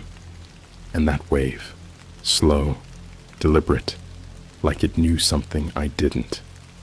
Then it did something that almost made my heart stop. It took a step forward. I bolted. I don't even know where I was running to. I just knew I had to get away. I cut through the alley, past dumpsters overflowing with rotting trash, past a homeless guy muttering to himself, his face hidden beneath layers of filth-stained blankets. And then I heard footsteps behind me, not running, walking, like it knew it didn't need to chase me. I kept running, lungs burning, until I spotted a 24-hour McDonald's up ahead, its neon lights buzzing like a dying insect. I stumbled inside, nearly knocking over a guy balancing 3 bags of greasy food. The inside was almost empty. Just a couple of drunk college kids in the corner, some exhausted trucker nursing a coffee, and the underpaid employee at the counter who barely even glanced at me. I collapsed into a booth, trying to catch my breath. My hands were shaking so badly, I could barely pull out my phone. Dr. Holland. I typed out a frantic message. It found me. What the hell is happening? The moment I hit send, I noticed something out of the corner of my eye. Outside, standing just beyond the glow of the streetlights, it was still there, watching, its head tilted at an unnatural angle, like it was studying me, analyzing me. It didn't move, didn't blink, just stood there, its grin carved into its face, like a mask. My phone vibrated. A response. You need to listen very carefully. Another message. You were never meant to exist. My hands went numb. What the hell does that mean? Your DNA is not in any database because it was never supposed to be recorded. You are an anomaly, a mistake, something outside the system, and something is trying to correct that mistake. I looked back outside. The street was empty. My reflection in the glass stared back at me. Wide eyes, sweaty face, panic written all over me. And then, it blinked. I didn't. I froze. My reflection wasn't me anymore. It smiled. And slowly, methodically, it raised a hand, pressed it against the glass. Its fingers didn't match mine. One too many. I scrambled out of the booth so fast, I nearly fell over. People were staring now, but I didn't care. I rushed into the bathroom, slammed the door, and locked myself in one of the stalls, heart pounding like a jackhammer. My phone vibrated again. Another message. You need to destroy every trace of yourself. Online, offline, every record, every photo, everything that proves you exist. The more proof there is of you, the stronger it gets. I was sweating through my clothes. I don't understand. It's replacing you. And when it fully takes your place, you will cease to be. Not just die. You will be erased. It will be as if you were never here at all. I nearly dropped my phone. That's when the bathroom lights flickered. Then, a soft tap on the store door. I squeezed my eyes shut. Another tap. Then a voice. My voice. I know you're in there. No. I gripped my knees, trying not to make a sound. My breath came out in ragged gasps. You can't run forever, it said. The door handle jiggled. Then, silence. I sat there, listening. 1 minute. 2. I finally worked up the courage to stand, every muscle in my body screaming at me to stay put. Slowly, I pressed my eye against the crack in the stall door. The bathroom looked empty. I held my breath, stepped out, checked under the stalls. Nothing. I turned to the mirror, wiping the sweat off my face. My reflection was back to normal. Just me, looking like absolute shit. And then, a hand reached out from the mirror. It grabbed my wrist. It was my hand. I screamed, yanked myself back so hard I hit the sink, my head slamming against the porcelain. The world blurred. My vision swam. I blacked out. I woke up in my car. I don't remember getting there. My head was pounding. My limbs felt like they were made of lead. I checked my phone. 4:13 a.m. A new message from Dr. Holland. You don't have much time left. It's almost complete. I don't remember driving. I only remember the road stretching endlessly in front of me. The black asphalt cracked like old skin, the headlights carving weak tunnels through the fog. I wasn't thinking. I was fleeing. From what? Myself. Something that wore my face. Something that wanted to take my place. The highway was empty. No cars. No signs of life. Just me, and the feeling that something was very, very wrong. My head was still pounding from when I hit the sink in that McDonald's bathroom. Every time I blinked, I saw flashes. A mouth splitting open too wide. Teeth too sharp, too wrong. Fingers pressing against glass. Reaching. A voice. My voice. You are already fading. I clenched the steering wheel so hard my knuckles turned white. My phone buzzed in the passenger seat. I flinched so violently I nearly swerved off the road. Dr. Holland, where are you? I hesitated before typing back. I don't know. I just drove. The response came instantly. Good. Keep driving. But do not stop, no matter what you see. That sent a chill through my entire body. What do you mean? 3 dots. Then, it's trying to correct the mistake. You are becoming a hole in reality. Things are trying to fill that hole. Things that should not exist. I put the phone down. My pulse was hammering in my ears. That's when I saw the first thing on the road ahead. A woman, standing in the middle of the highway, barefoot, wearing a tattered hospital gown. Her hair hung in clumps, her head tilted at an unnatural angle, like something had snapped her neck, but she hadn't gotten the message yet. Her mouth was moving, muttering something. I couldn't hear it. I didn't stop. I swerved around her, stealing a glance as I passed. Her eyes, Jesus, her eyes, were solid black, her mouth stretching into something that wasn't a smile, wasn't a frown, just open, unhinged. I kept driving. A few miles later, I saw the next thing. A man crawling on all fours across the road, backward, his joints bent the wrong way, his limbs moving like a spider. His head snapped toward me as I passed, his eyes bulging, his mouth forming words I could not hear. I drove faster. Dr. Holland's words echoed in my skull. Things are trying to fill the hole. The hole was me. The world around me started to feel thin, like it was fraying at the edges. Streetlights flickered, even though there weren't any power lines. My reflection in the rearview mirror wasn't moving right. It was delayed, like a bad video feed. Then the radio turned on by itself. A voice crackled through the static. You were never here. I slammed my fist against the dial, but the voice kept talking. You do not belong. I yanked the entire radio out of the dashboard. It sparked, the plastic casing melting in my hands. My skin burned, but I didn't stop driving. Then the last thing appeared. I saw myself standing in the middle of the road, not the smiling, glitching thing from before. This version of me was crying. Its clothes were torn, its face smeared with dirt and something darker. Blood.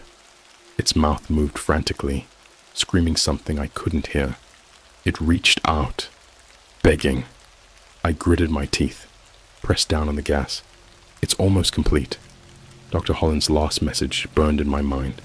This thing was a trick, a trap. If I stopped now, if I acknowledged it, it would be over. I ran myself over. The impact never came. I passed through it like smoke. And then, the world cracked open. I wasn't on the highway anymore. I was nowhere. A vast, colorless expanse stretched endlessly in all directions, like I had driven straight off the edge of reality. No sky, no ground, just a flat, empty space with no color. The car wasn't moving, but I wasn't stopped either. I wasn't anywhere. Then I heard them. Voices, hundreds of them, whispering, chanting, laughing.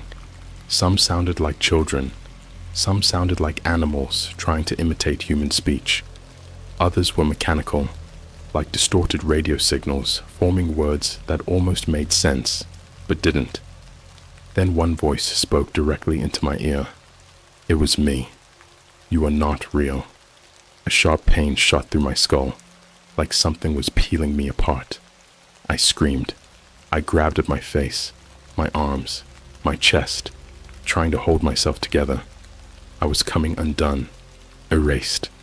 I saw flashes of things that never happened, a life that wasn't mine, a childhood I didn't recognize, people I never met but still remembered, a version of me that had already been wiped away. And then, something pulled me back, like a hook, yanking me out of the void and slamming me back into reality. I woke up on the floor of my apartment, gasping, sobbing. Everything was normal.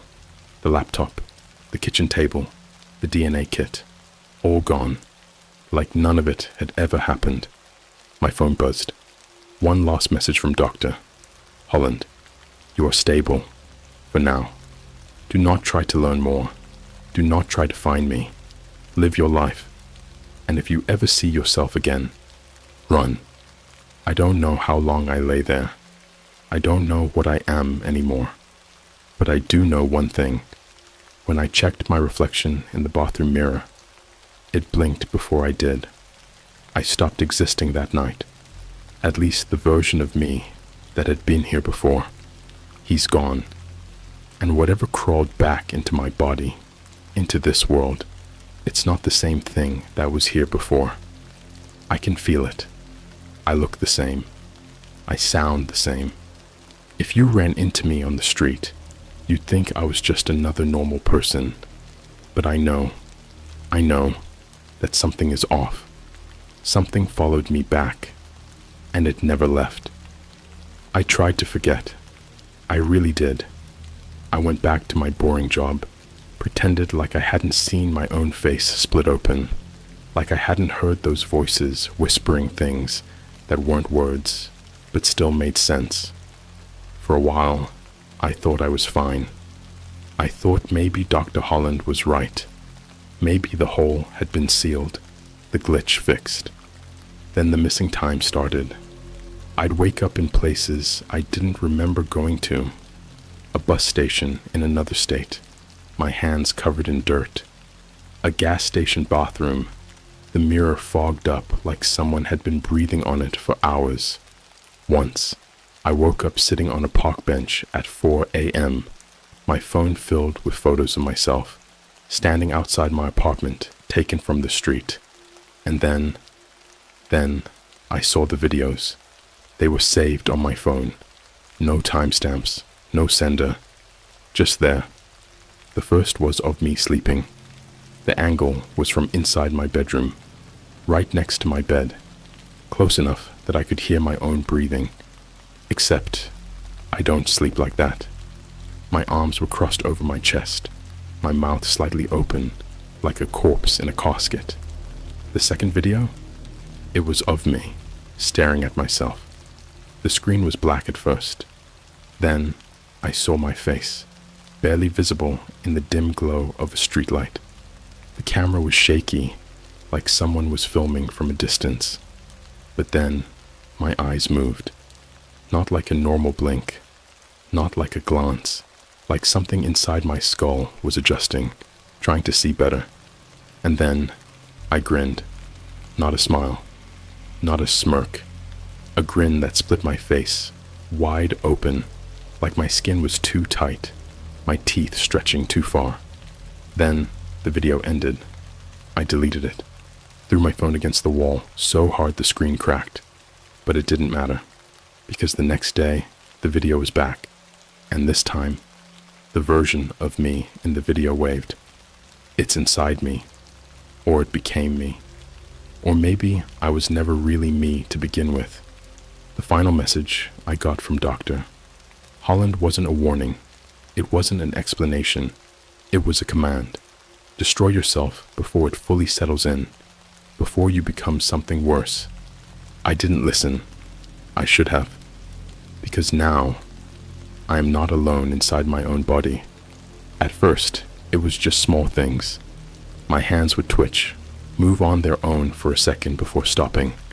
My voice would sound wrong in recordings, deeper, layered, like two voices speaking at once. And then I started seeing it in the mirror, the real me, or whatever's left of it. It doesn't move when I move anymore. It doesn't copy my expressions. It just stares. Last night, I caught it grinning again. This morning, I woke up with bite marks on my own arms. I don't know what's going to happen next. I think the thing inside me is getting stronger. I think I'm losing. I don't eat anymore. I don't sleep.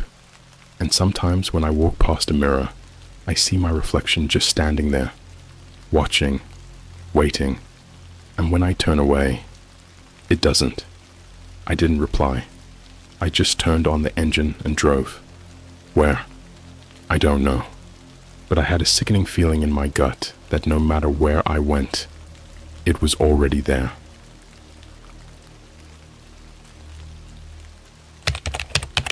I was invited on the dark web to a private event hosted by a billionaire. The guests weren't wearing masks. Their faces just weren't human. Alright, so I know this is going to sound fake, like one of those stories people make up just to get attention. But I swear, on everything I love, this actually happened to me. And to this day, I still don't know how I got out of there alive. It started about 6 months ago. I was going through a pretty rough patch. Just lost my job, rent was overdue, and I was basically living off instant ramen and whatever cheap stuff I could find at Walmart. I wasn't proud of it, but I'd been messing around on the deep web, looking for ways to make money. Nothing illegal, just weird side gigs. You'd be surprised how many desperate people out there are willing to pay for dumb things. Watching security cams for them, testing out sketchy software, even just sitting in on virtual meetings to make them seem more professional. One night, I found this forum. It didn't have a name, just a black screen with a login box. No forgot password button, no sign up link, nothing. Just a place to put in a username and password.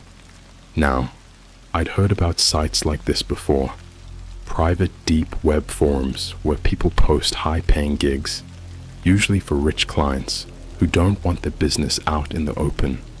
So, I did what any curious, slightly broke guy would do. I tried a bunch of generic logins until one worked. The moment I got in, I knew this wasn't like anything I'd seen before. There were only a few threads, all in some strange, almost elegant-looking font. The topics were vague. Things like exclusive opportunity for select individuals and invitation only, the event of a lifetime. I clicked on the one that just said guest list. There were maybe 20 usernames on it, all a mix of letters and numbers. But at the bottom, there was one more name. Mine. My stomach dropped. I hadn't posted anything. I had just logged in, and somehow, they already knew I was there. Before I could react, a message popped up on my screen. Welcome. You have been selected. I sat there staring at it. Then another message. Check your email. At this point, I should have closed my laptop and never looked back. But I didn't. Curiosity got the best of me. I grabbed my phone, opened my Gmail, and sure enough, there was an email.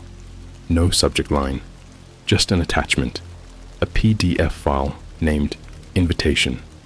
Against every instinct in my body, I opened it.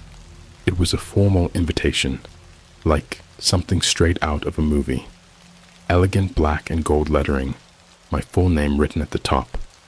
The message was short and to the point. You are cordially invited to an exclusive private event. Date, redacted. Location, to be disclosed upon acceptance. Dress code, formal attire required. Compensation, $50,000 upon attendance. 50 grand, just for showing up. There was a button at the bottom that said, accept invitation. I stared at it for a long time, my brain screaming at me that this was a bad idea. But you have to understand, I was desperate. 50 grand wasn't just money to me. It was salvation. Rent paid, debt gone, a fresh start. So, I clicked it.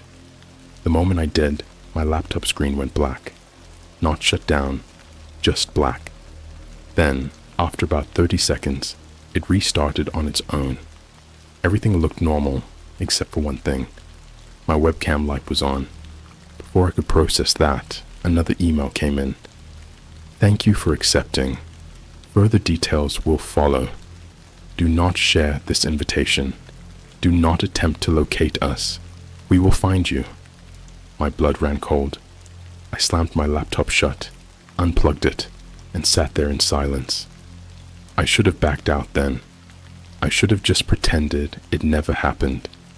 But the next day, A package arrived at my door. Inside was a black envelope with a plane ticket. First class, direct flight to New York. No airline name, no booking info, just my name on the ticket. The flight left in 12 hours, and that's when I knew, whatever this was, I wasn't getting out of it that easily. I should have walked away. I should have thrown the ticket in the trash, deleted my emails, and pretended none of it ever happened. But I didn't. I told myself it was just a high-end event, some exclusive gathering for the ultra-rich who liked their privacy. Maybe it was one of those weird elite parties you hear about, where billionaires drink overpriced whiskey and laugh about how normal people struggle to afford rent. I figured if things got too weird, I could just leave. That was my first mistake. The airport. The ticket had no airline name, no gate number, no booking reference, just a departure time, a terminal, and my seat number, 1A. I showed up at JFK Airport, walking through the chaos of travelers, trying to act normal even though my hands were shaking. I checked the monitors, expecting to see my flight listed, but there was nothing at that time. No flights leaving at all. I started feeling sick. A man in a black suit was waiting by the check-in counters, holding a small sign with just one word, guest. He didn't look like an airport employee. No name tag, no airline uniform, just a dead stare and a stillness about him that felt wrong. When I approached, he didn't ask for my ticket. He just nodded once and motioned for me to follow. We didn't go through security. We didn't pass through any gates. Instead, he led me down an unmarked hallway, through a door that required a key card, and into a part of the airport I had never seen before. It was silent, empty. There was a private jet waiting on the tarmac, its windows tinted so dark I couldn't see inside. "Your flight is ready," the man said. Something in me screamed to turn around, to run, but I didn't. Instead, I stepped inside. The plane was unsettling. The interior was luxurious, plush white leather seats, golden accents, soft ambient lighting. But there were no flight attendants, no safety instructions, no pilots in sight, just them. There were about 8 other passengers already seated, and the moment I saw them, my stomach turned to ice. They were too perfect. Their faces were smooth, symmetrical, their skin flawless like mannequins, their eyes pitch black, no whites, no pupils, just pure darkness. They sat motionless, hands folded in their laps, their breathing so shallow I could barely see their chests move. The moment I took my seat, they all turned their heads toward me at the same time, perfectly synchronized. And then they smiled. It wasn't a friendly smile. It was too wide, too stretched, like their skin barely fit over their skulls. Their lips parted just enough to show perfectly aligned, identical white teeth. I felt something deep inside me break. I wanted to scream, to claw at the emergency door, to throw myself out onto the tarmac. But before I could move, the jet started taxiing. There was no pilot announcement, no sound of engine starting, just an unnatural silence as we lifted off the ground. I gripped the armrests, my knuckles white. No one spoke. No one moved. I don't know how long we flew. There were no windows in the cabin, no way to see the outside world. My phone had no signal. The air inside the plane felt thick, heavy, like I was breathing in something wrong. And then, without warning, the lights flickered. A sound filled the cabin, low, guttural, like something massive breathing just behind the walls. I turned to the person closest to me, a woman in an expensive black dress. She was still smiling, but now her eyes were leaking. Thick, Black liquid oozed down her cheeks like ink. Her lips trembled, and finally, in a voice that sounded too deep to belong to her, she whispered, "You're going to meet him soon." The landing. When the plane finally touched down, I felt like I had aged a lifetime. The doors opened, and warm, humid air rushed inside. The others stood up in unison, their movements too fluid, like puppets being pulled by invisible strings. I forced myself to follow. We stepped onto a private airstrip, surrounded by dense jungle. No signs, no airport buildings, just a black SUV, waiting with its engine running. The sky was wrong. The moon was too large, too red. Two men in identical black suits were waiting by the vehicle. Their faces were blurred, like my eyes couldn't fully register them. "This way," one of them said. I hesitated. The woman in the black dress turned to me again, her black tears still dripping. "We can't keep him waiting," she said.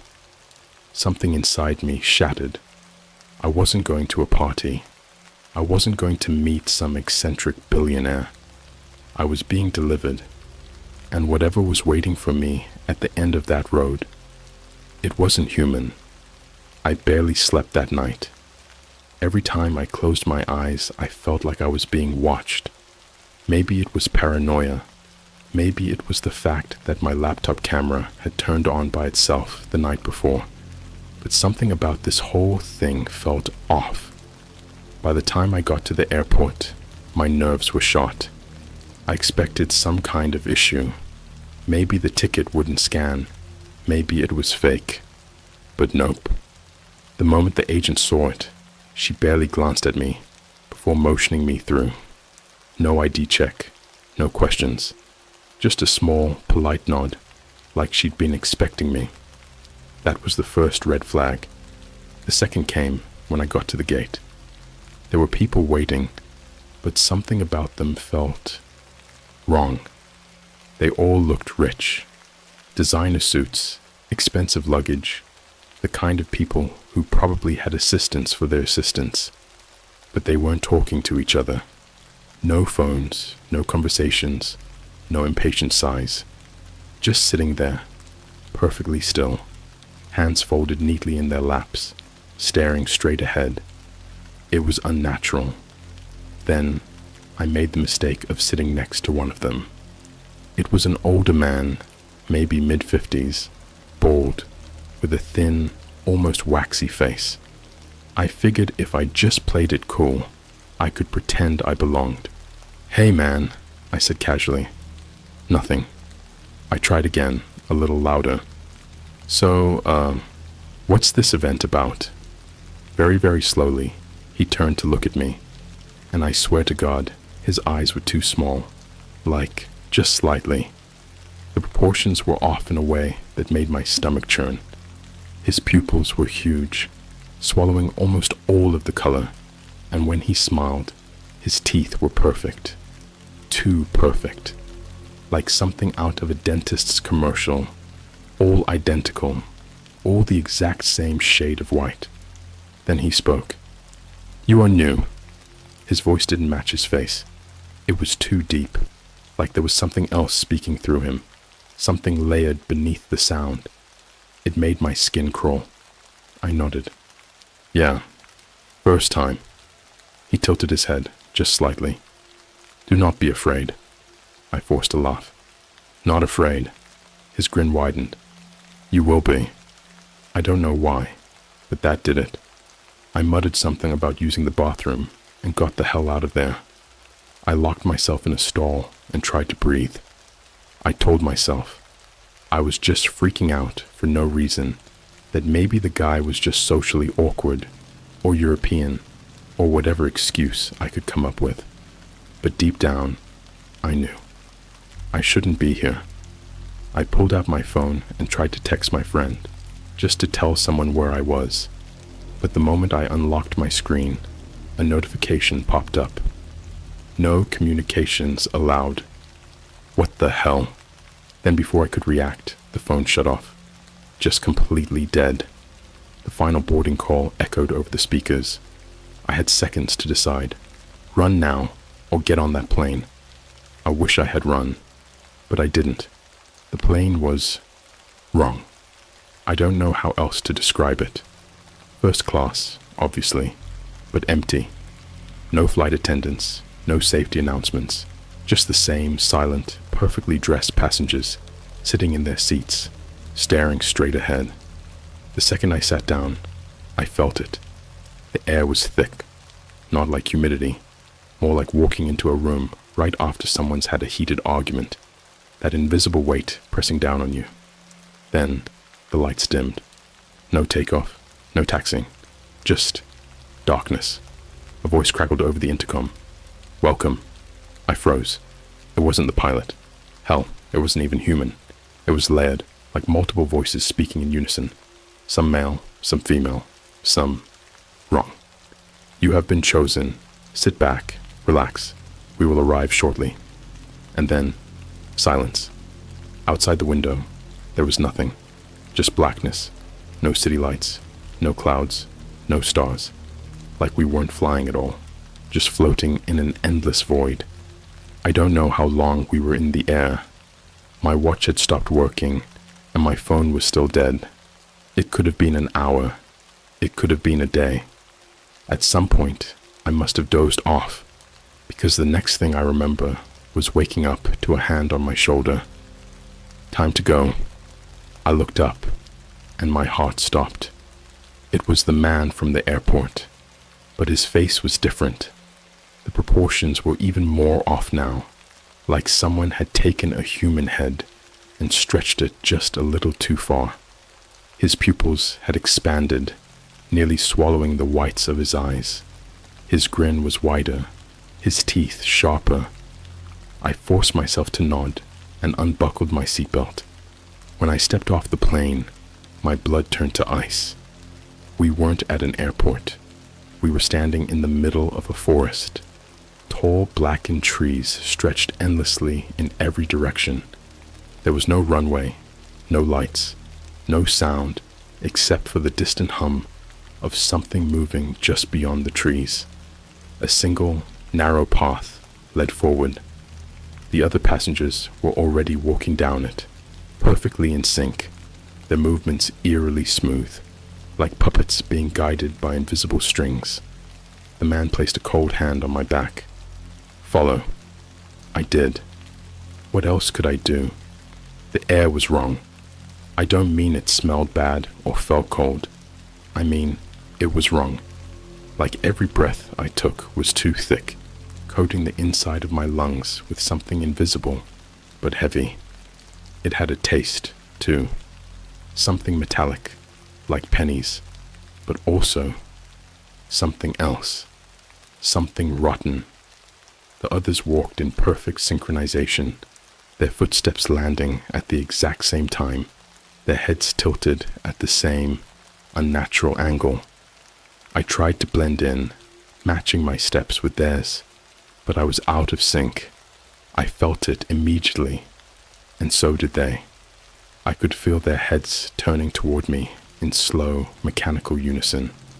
I didn't look. I wouldn't look. If I looked, I knew I'd break. I'd scream. I'd run. And that wasn't an option. Not yet. The path stretched forward into an endless abyss of blackened trees. I could barely make out something glowing in the distance. A structure, impossibly large, rising above the treetops. It pulsed, not with light, but with something deeper, something beneath the surface, like a heartbeat under layers of flesh. Then I heard it, a whisper, right against my ear, not from a person, not from the wind, something inside me. You do not belong. I bit my lip hard enough to taste blood. Then, just as suddenly, the whisper was gone. The event was being held in what looked like an abandoned mansion, but it didn't make sense. It was too big. From the outside, it looked like some kind of Gothic cathedral, towering and monstrous. with spires that curved in ways architecture shouldn't allow. Inside, it was even worse. The walls breathed, not metaphorically, literally. Every few seconds, I'd see them expand and contract, like the whole building was alive, exhaling warm, stale air. The walls were lined with paintings, too, but the images inside them moved, not animated, not like a TV screen, but like people trapped behind the glass, their eyes darting, their mouths forming soundless screams. And the worst part, they all looked familiar. I recognized some of them, random people I'd seen in passing, the cashier from my local Walmart, my old landlord, even a girl I'd matched with on Tinder but never messaged. How the hell were they here? Welcome. The voice came from the far end of the hall, and that's when I saw him. He stood at the center of the room, arms outstretched, like he was presenting a grand performance. A man, if you could call him that. 7 feet tall, draped in an all-black suit that seemed to eat the light around it.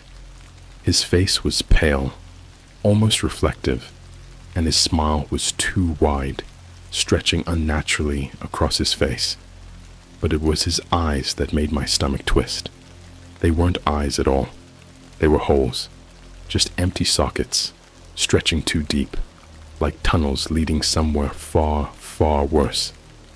Tonight, we celebrate, he announced, his voice smooth, almost hypnotic. Our honored guests have arrived. Applause erupted around me. But it wasn't normal. It was offbeat, scattered, hands clapping at unnatural intervals, as if the people in the room weren't used to human movement. Some clapped too fast, others too slow, and some just slammed their hands together, over and over, like they didn't understand the concept of rhythm. Then the music started, and that's when I realized they weren't wearing masks. Their faces were just wrong. I don't know how I didn't notice before. Maybe my brain had been protecting me, filtering out the details to keep me sane. But as the music played, some twisted, high-pitched waltz that made my teeth itch, I finally saw them. Their faces weren't real. They were constructed, skin stitched together at the seams, mouths that opened too wide, showing layers of teeth stacked behind each other, like a shark's nightmare. Some of them didn't even have mouths, just smooth, blank skin where lips should be. Their eyes twitched, rolled, or spun like they were on a loop. One man had 3 eyes, but only one blinked at a time. Another had a nose that melted slowly down his face, reforming itself every few seconds. And they were all staring at me, waiting. I didn't move. I couldn't. Then the tall man spoke again. "Shall we begin the feast?" A cheer erupted, and the floor split open beneath us. We fell, or at least I did. The others just sort of floated down, like gravity wasn't real for them. I landed hard, the impact rattling my spine, and when I looked up, I saw where we were. A dining hall, but not normal. The table was long, impossibly long, stretching out into the dark, disappearing at the edges of my vision. The plates were filled with things I didn't want to recognize. Meat that still moved, slabs of something red and pulsating, dishes that looked like they were breathing, and at the center of it all, a body, strapped to the table, alive. I could hear their ragged, wheezing breath. Their fingers twitched. Their eyes darted back and forth, aware, but their mouth was sewn shut, lips stitched together with thick black thread. Someone handed me a knife. The tall man grinned. "Please," he said, "eat." My hands were shaking. I couldn't move. One of the others, an older woman with sagging, stitched-together skin, reached forward and dug her fingers into the body's stomach. No hesitation, no remorse. The person on the table screamed, a muffled, gurgling sound through the stitches. I almost threw up. The others joined in, tearing, biting, devouring, not like humans, but like animals, ripping raw flesh, stuffing it into their mouths, chewing while blood dripped down their chins. And I had to play along. I had to. I gripped the knife, my breath coming in short, panicked bursts. The tall man was watching me, his hollow eyes burning into my skull. I swallowed hard, and then I plunged the knife down, but not into the body, into the woman next to me. She let out a screeching howl. Not human, not animal, something worse. The room exploded into chaos. The tall man's grin widened. "Ah," he sighed, "a fighter." And suddenly, the lights went out, and something grabbed me from behind. I don't remember hitting the ground. I just remember the dark, and the breathing, not mine, not from one person, from everywhere. Slow, ragged breaths, wet and uneven, like lungs filled with water, like something ancient and starving was circling just outside my field of vision. Then the whispers started. Not words, not exactly, just sounds, clicks, gurgles, things that mimicked human speech, but weren't quite right.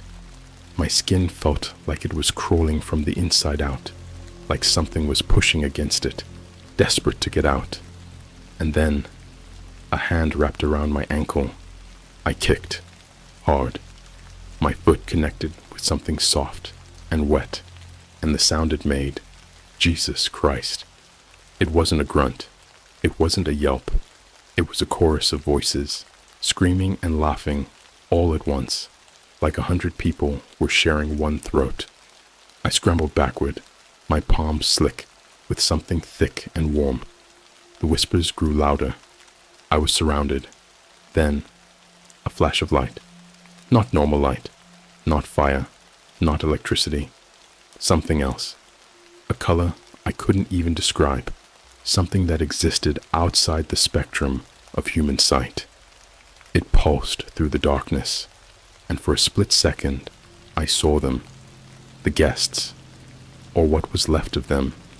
They weren't people. Not anymore. Their faces had collapsed, features stretched and folded in on themselves, like melted wax. Mouths widened into jagged, gaping maws that ran down their chests. Limbs elongated at unnatural angles, some bending backward, some splitting into 2 or 3 or more. Their eyes, if they still had them, were wrong. Not sitting in sockets, but floating just above their faces, rolling independently like loose marbles. And they were hungry. I ran, or at least I tried. The ground was soft, like decayed flesh, sucking at my feet with every step.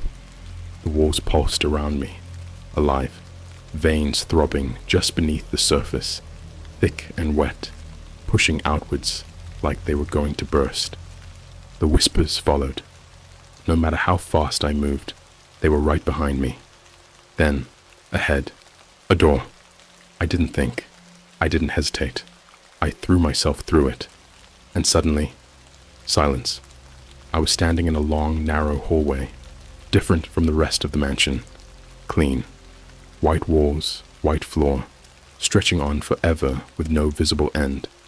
And at the far end, a man, sitting in a chair, waiting. He looked normal, perfectly dressed, hands folded neatly in his lap. No distorted features, no inhuman movements. Just a man in a suit, watching me with a small, polite smile. But the moment I saw him, my stomach twisted. I knew that face.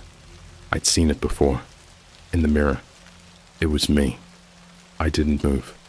Neither did he. For a long moment, we just stared at each other, trapped in some horrible, frozen reflection that made my brain feel like it was unraveling. Then he spoke, softly, calmly, like we were discussing the weather.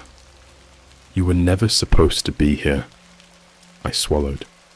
My throat was dry. My heart slammed against my ribs like a wild animal trying to escape a cage. "You accepted the invitation," he continued. "That makes you one of us now." I shook my head. "No." His smile widened. "Yes." Then he stood up, and suddenly I wasn't looking at myself anymore. I was looking at something wearing me. The illusion peeled away like dead skin, flaking and curling, revealing what was really underneath. And Jesus Christ, it was still changing, skin splitting like a cocoon, limbs expanding into something longer, thinner, inhuman. Its smile stretched too wide, curling up to its ears. Its voice turned wrong, layered, echoing, 1,000 voices speaking at once. And it said, "Run!" I ran. I don't even remember moving. I was just sprinting, blind, desperate, choking on my own breath, my legs barely keeping up with my brain. The hallway warped around me, stretching and shifting, walls bending like liquid, the floor pulsing beneath my feet. But I could hear it behind me, not running, just gliding, impossibly fast, closing the distance without making a sound. Then, another door. I didn't hesitate. I threw myself through it and landed outside. I hit the ground hard. Grass, cold air, a night sky so black it looked like it had been ripped open. I gasped, my lungs burning, my heart hammering. I was out. I was alive. And behind me, the mansion was gone. No doors, no walls, just trees, like it had never been there at all. I stumbled forward, half running, half crawling. I didn't care where I was going. I just needed to be anywhere else. Then, headlights, a road, a car slowing down. A man rolled down the window. "Jesus, kid, are you okay?" I nearly sobbed. I nodded. "Please, just take me anywhere." The man frowned, but gestured for me to get in. I collapsed into the passenger seat, shivering, shaking, and as we drove away, I forced myself to look back one last time, and I saw them, standing at the edge of the forest, the guests, watching, waiting, smiling, and in the middle, him, the tall man. He raised one hand and waved. Then the forest swallowed them whole, and they were gone. The car ride was quiet, too quiet. The man driving looked normal enough, mid-40s, thick beard, flannel shirt, but something about him felt off, not in a monstrous way, not like the guests at that event, but like someone who knew more than they were letting on. He hadn't asked me any questions, not about why I was covered in dirt, not about why I was shaking so hard I could barely buckle my seatbelt, not about why I had just run out of the woods in the middle of nowhere, barefoot and wild-eyed, like a goddamn escapee. Nothing, just quiet. I stared out the window, forcing myself to breathe, to think. I was safe now, right? Then I noticed something. There was no music, no radio, no static, no sound at all. Even the tires weren't making noise against the road. I swallowed hard. My throat was dry. "Where are we?" The man didn't look at me, didn't even blink. "Not far now." My stomach twisted. "Not far from what?" He smiled. And then I knew. The car wasn't moving. The trees outside, black, endless, hadn't shifted since I got in. The road was the same. Every crack, every faded yellow line, repeating over and over like a loop. We weren't going anywhere. And the man, he wasn't breathing. I gripped the door handle, fingers slick with sweat. "Let me out." No response. I yanked at the handle. Locked. "Let me out, now." Nothing. I turned to look at him, and his head snapped toward me so fast I heard the bones crack. "You were never supposed to leave." His voice wasn't his anymore. It was theirs. The guests, layered voices speaking in unison, dripping with something wet and hungry, something wrong. Then, His skin split open, not like a cut, not like blood, like fabric tearing at the seams. Long black fingers pushed through his mouth, peeling his face apart from the inside. His skull collapsed inward with a sickening crunch, and something else began to pull itself out. Something long and thin and wrong. I didn't think. I kicked the window. Once. Twice. The glass shattered. I scrambled out, lungs burning, arms slicing open on jagged shards. But I didn't care. I ran. And behind me, I heard it crawling after me. The road led nowhere. The trees were endless, stretching in every direction, trapping me in a maze that shouldn't exist. I ran until my legs gave out, until my throat was raw, my vision swimming, until the world felt unreal, like I wasn't running through a forest, but something pretending to be one. Then, ahead, lights, not car headlights, not the glow of a city, something tall, something familiar, a building, the same mansion, standing there, waiting for me, like I had never left. My stomach dropped, my pulse roared in my ears. I backed away and slammed into something solid. Cold fingers wrapped around my arms, and a voice, deep, smooth, whispering against my ear. You accepted the invitation. I woke up screaming, but I wasn't in the forest anymore. I was in my bed, in my apartment, home. My heart was pounding so hard, I thought my ribs might crack. My sheets were soaked in sweat. My hands were shaking so violently, I could barely hold my phone. I checked the time. 3:33 a.m. No missed calls, no messages, nothing. Like none of it had ever happened. I forced myself to breathe, to think. Maybe it really had been a dream. Maybe I had just imagined the whole thing. Then, my phone buzzed. A notification. One new email. No sender. No subject. Just 2 words. See you soon. And attached, a photo. A group photo. From the event. Every guest was there, dressed in their elegant, inhuman skins, smiling at the camera with faces that weren't quite real. And at the very center, me, grinning, like I had been there the whole time, like I had never left.